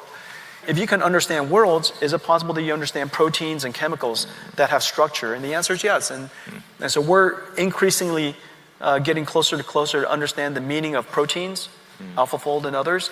We're able to understand the meaning of cells, and we recently did a partnership with ARC, and Evo2 is one of the first examples of a large language model, a foundation model for cell representation. So you can now talk to it and say, I want you to generate other cells of these properties, or you could talk to a cell. You know, what are your properties, and what can you bind to, and what can you your metabolism, what can you activate with? And so you could talk to a cell like you could talk to a chatbot.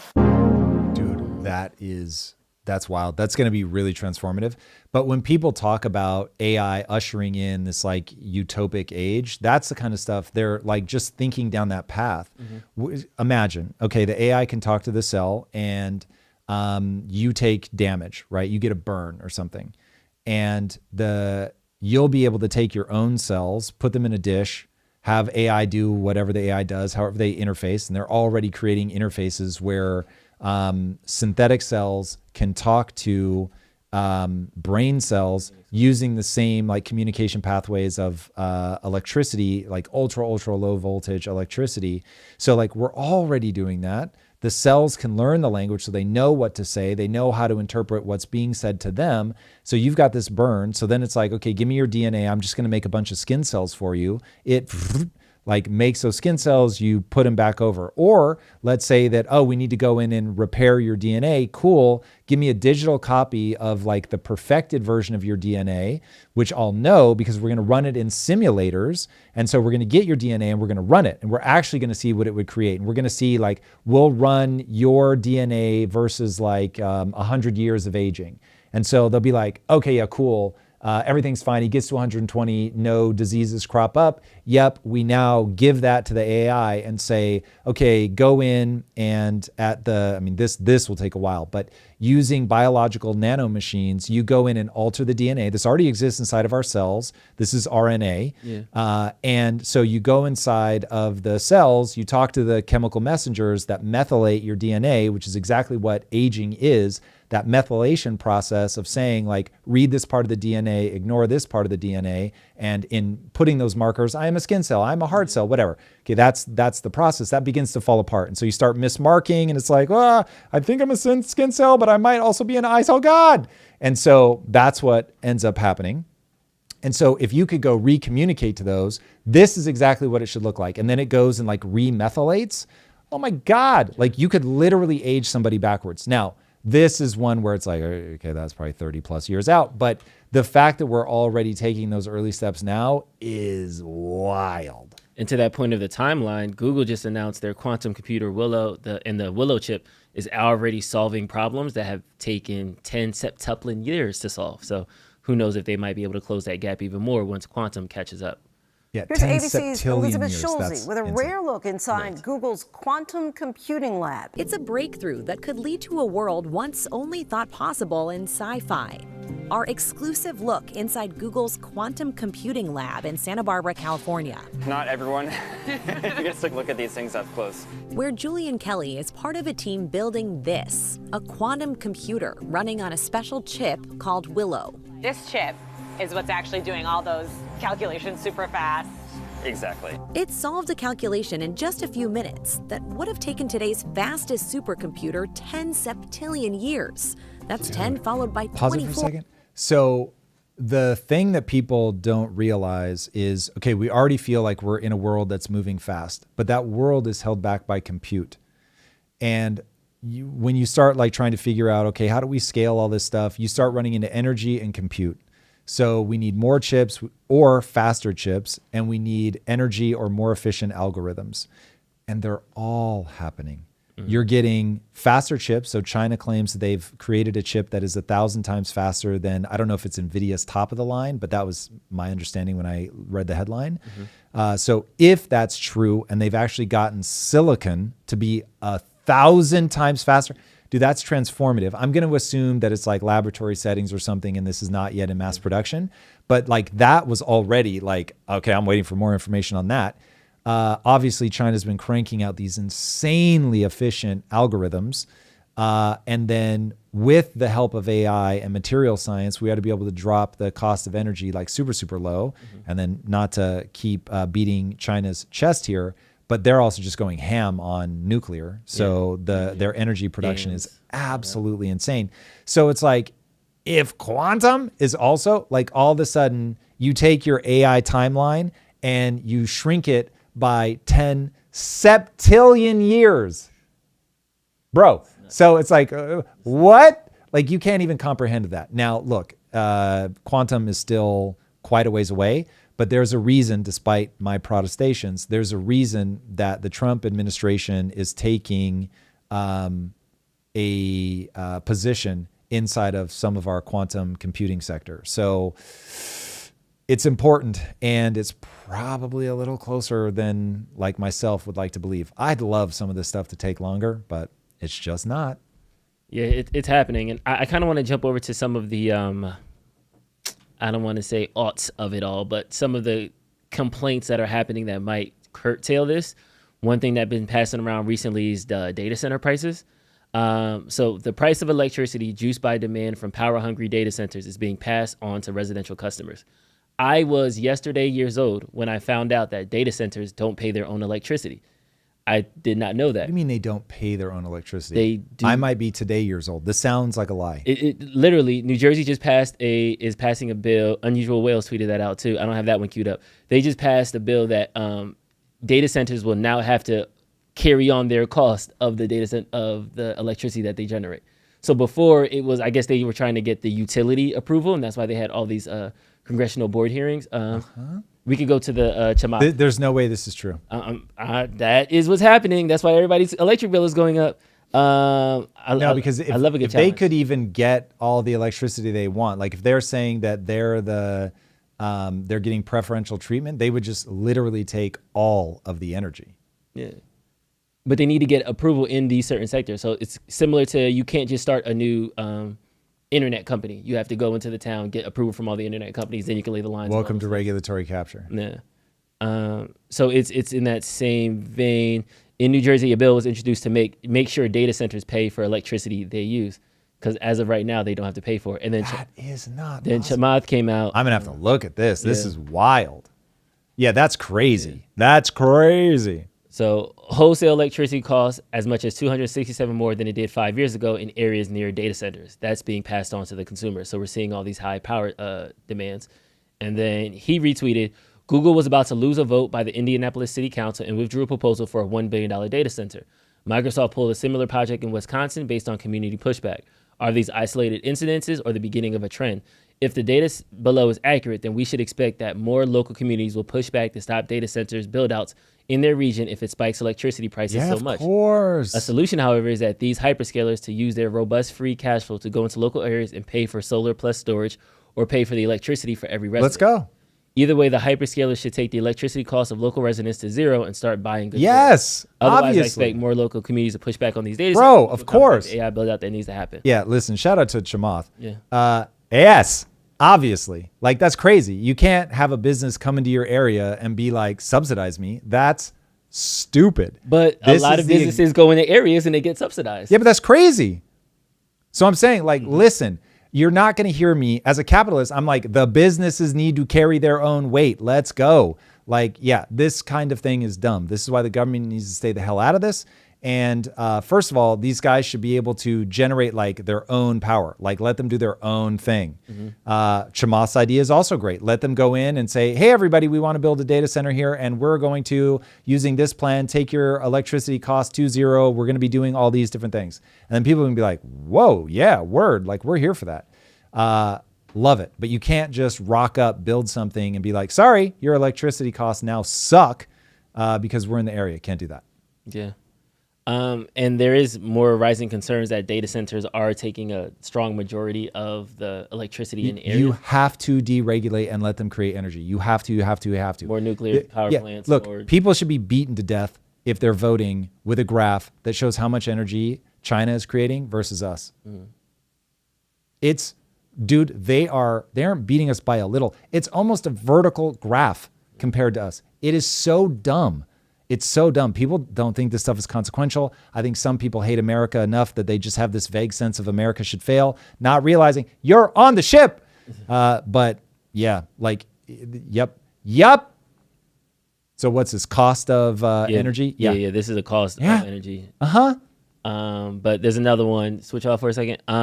There's another one that I'm trying to find that just shows total output. And we covered that they built that dam that literally changed the rotation speed of the earth. Yeah. Dude, China is not for play. Yeah. You're really up against people that still have that will to win. Man, anybody out there, if you can hear my voice, I don't care what country you're in, even if you're in China, which, by the way, I love all you guys. We're competing, and I want to compete against the best of the best of the best. So here it is. I just want this is their last 30 years of their electricity output. So we had them beat in the 1990s. Look at that. And then they have been scaling up, and we've been stagnating. Jesus. I feel like this is also just I want to see 24 because I bet that number is like substantively higher. I also feel like this is directional for like America in general. Like flat? Yeah, since the 90s. Like Yeah. Except for inflation. Inflation, we got you. Don't worry. 3%. That's going up. September CPI 3%. I'm waiting for the data to resume and the government to start. So before we like announce that data, but yeah, it's getting pretty break. But I think these are some of the things that we have to make sure we talk about, because we talk about this utopia. We talk about how we're going to go through this valley of despair. Everybody's going to lose their job. But don't worry, we're going to get you on the backside. And I want to make sure in that process, the data centers that are now causing people's electricity bills to go up today, that's where the utopia needs to happen now. If you have $1 billion to come in and do this electricity power center, you should also have the money to cover your electricity costs, make sure it doesn't get passed on to other people and they don't get the brunt of it.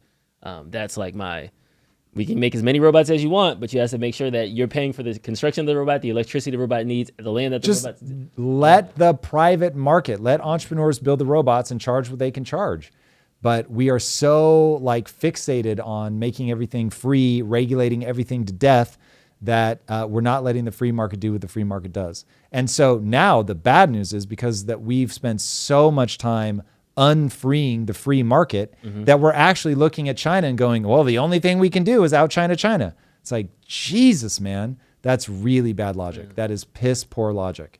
The reason we were beating them is not the way we're going to beat them now. Yes, and I don't understand how somebody can go from rallying No Kings, which hopefully every single American can get behind, except that one kid on the fucking debate who was like, I know I'm fascist, and yes, I'm happy about it. You want freedom. Freedom is the engine of innovation. Freedom is prosperity itself. Like you can't have prosperity if you're willing to break a few eggs to make an omelet, as the saying goes. Like that just goes so bad so fast. I'm just very startled by people looking at the last 250 years of the incredible result that we've gotten out of America, and they're like, nah, like I want to do these guys over here, the ones that were killing everybody, like their own people. I want to try that. It's like, wow, okay. All right. In video game news, newly private acquired by Saudi money, EA Arts, Electronic Arts, EA has partnered with Stability AI to announce a strategic partnership for transformative generative AI models, tools, workflows, and to empower EA in the future of video games. I feel like this was a matter of time, it seems like. Obviously. Yeah. If you have concern that games or any artistic output is just going to become slop when AI gets involved, I will tell you right now, AI is going to happen and it's going to compete against human-made stuff. If human-made stuff is better, then human-made stuff will win out. But the reality is all you're competing against is what does the end customer actually want? And what the end customer wants, I think that this will win over time, is they want really good games that are very cheap. And the only way that you're going to make really good games very cheap is to have, right now, humans interfacing with AI, using AI everywhere they can to make things faster. And if people understand AI as a thing that supercharges human capabilities, they're going to be thinking in the right way. Now, down the road, it may be that AI just makes the whole damn thing. Maybe with a prompt, maybe without. It may be that at some point in the future, your video game habits are entirely Steam or whatever the Steam is of that day, just watches your playing habits and can see, oh, you're getting a little bit bored at that part of the game. I'm just going to generate a game on the fly that is different. And now you click into that. It's got a totally different art aesthetic that didn't exist 90 seconds ago. And it literally builds everything from the marketing to the game itself. Or it may just shift the game that you're in to start playing differently based on the mood that you're in right there. And that may be the thing that people want. Or people may go, no, I want this to be an artistic expression from a human. But I assure you that there is a level of tool use that is very strange. Like nobody goes, dude, I only eat vegetables where people assembled the vegetable molecule by molecule. Nobody does that. Nobody goes, well, I need to know that the dirt was hand-tilled because I only want my vegetables. I need it to be crafted by a hand. Nobody goes, I only want vegetables from a farm where they use an oxen pulling a plow. Nobody says that. Nobody gives a shit if you use a combine, right? What they want is the health profile, the taste, and the cost to be on point. Tool usage is awesome. And so creatives having more tools at their disposal is awesome. If people give you slop, then sure, be mad at the slop. But the AI itself does not equal slop. You're just going to go through a phase where people are trying to learn the tools, they're using them, they get excited and they put something out that is slop because it's not there yet, but they're looking at it like, whoa, like this is so much, like it's showing that I'm going to be able to do things so much easier and faster as we improve the tool. And then people take that snapshot in time and act as if that's what AI is going to give us, is this brain rot garbage. And the reality is AI is just going to keep getting better and better and better, and they're going to empower your favorite artist. Now, if you really like indie music and vinyl, then only buy vinyls of indie music, and there's always going to be some appetite for that. But the reality is you're up against averages, and most people care about convenience, and they care about price. And I get that there's a mourning period that we all have to go through, that life changes over time. Coming home from school and watching MTV was awesome.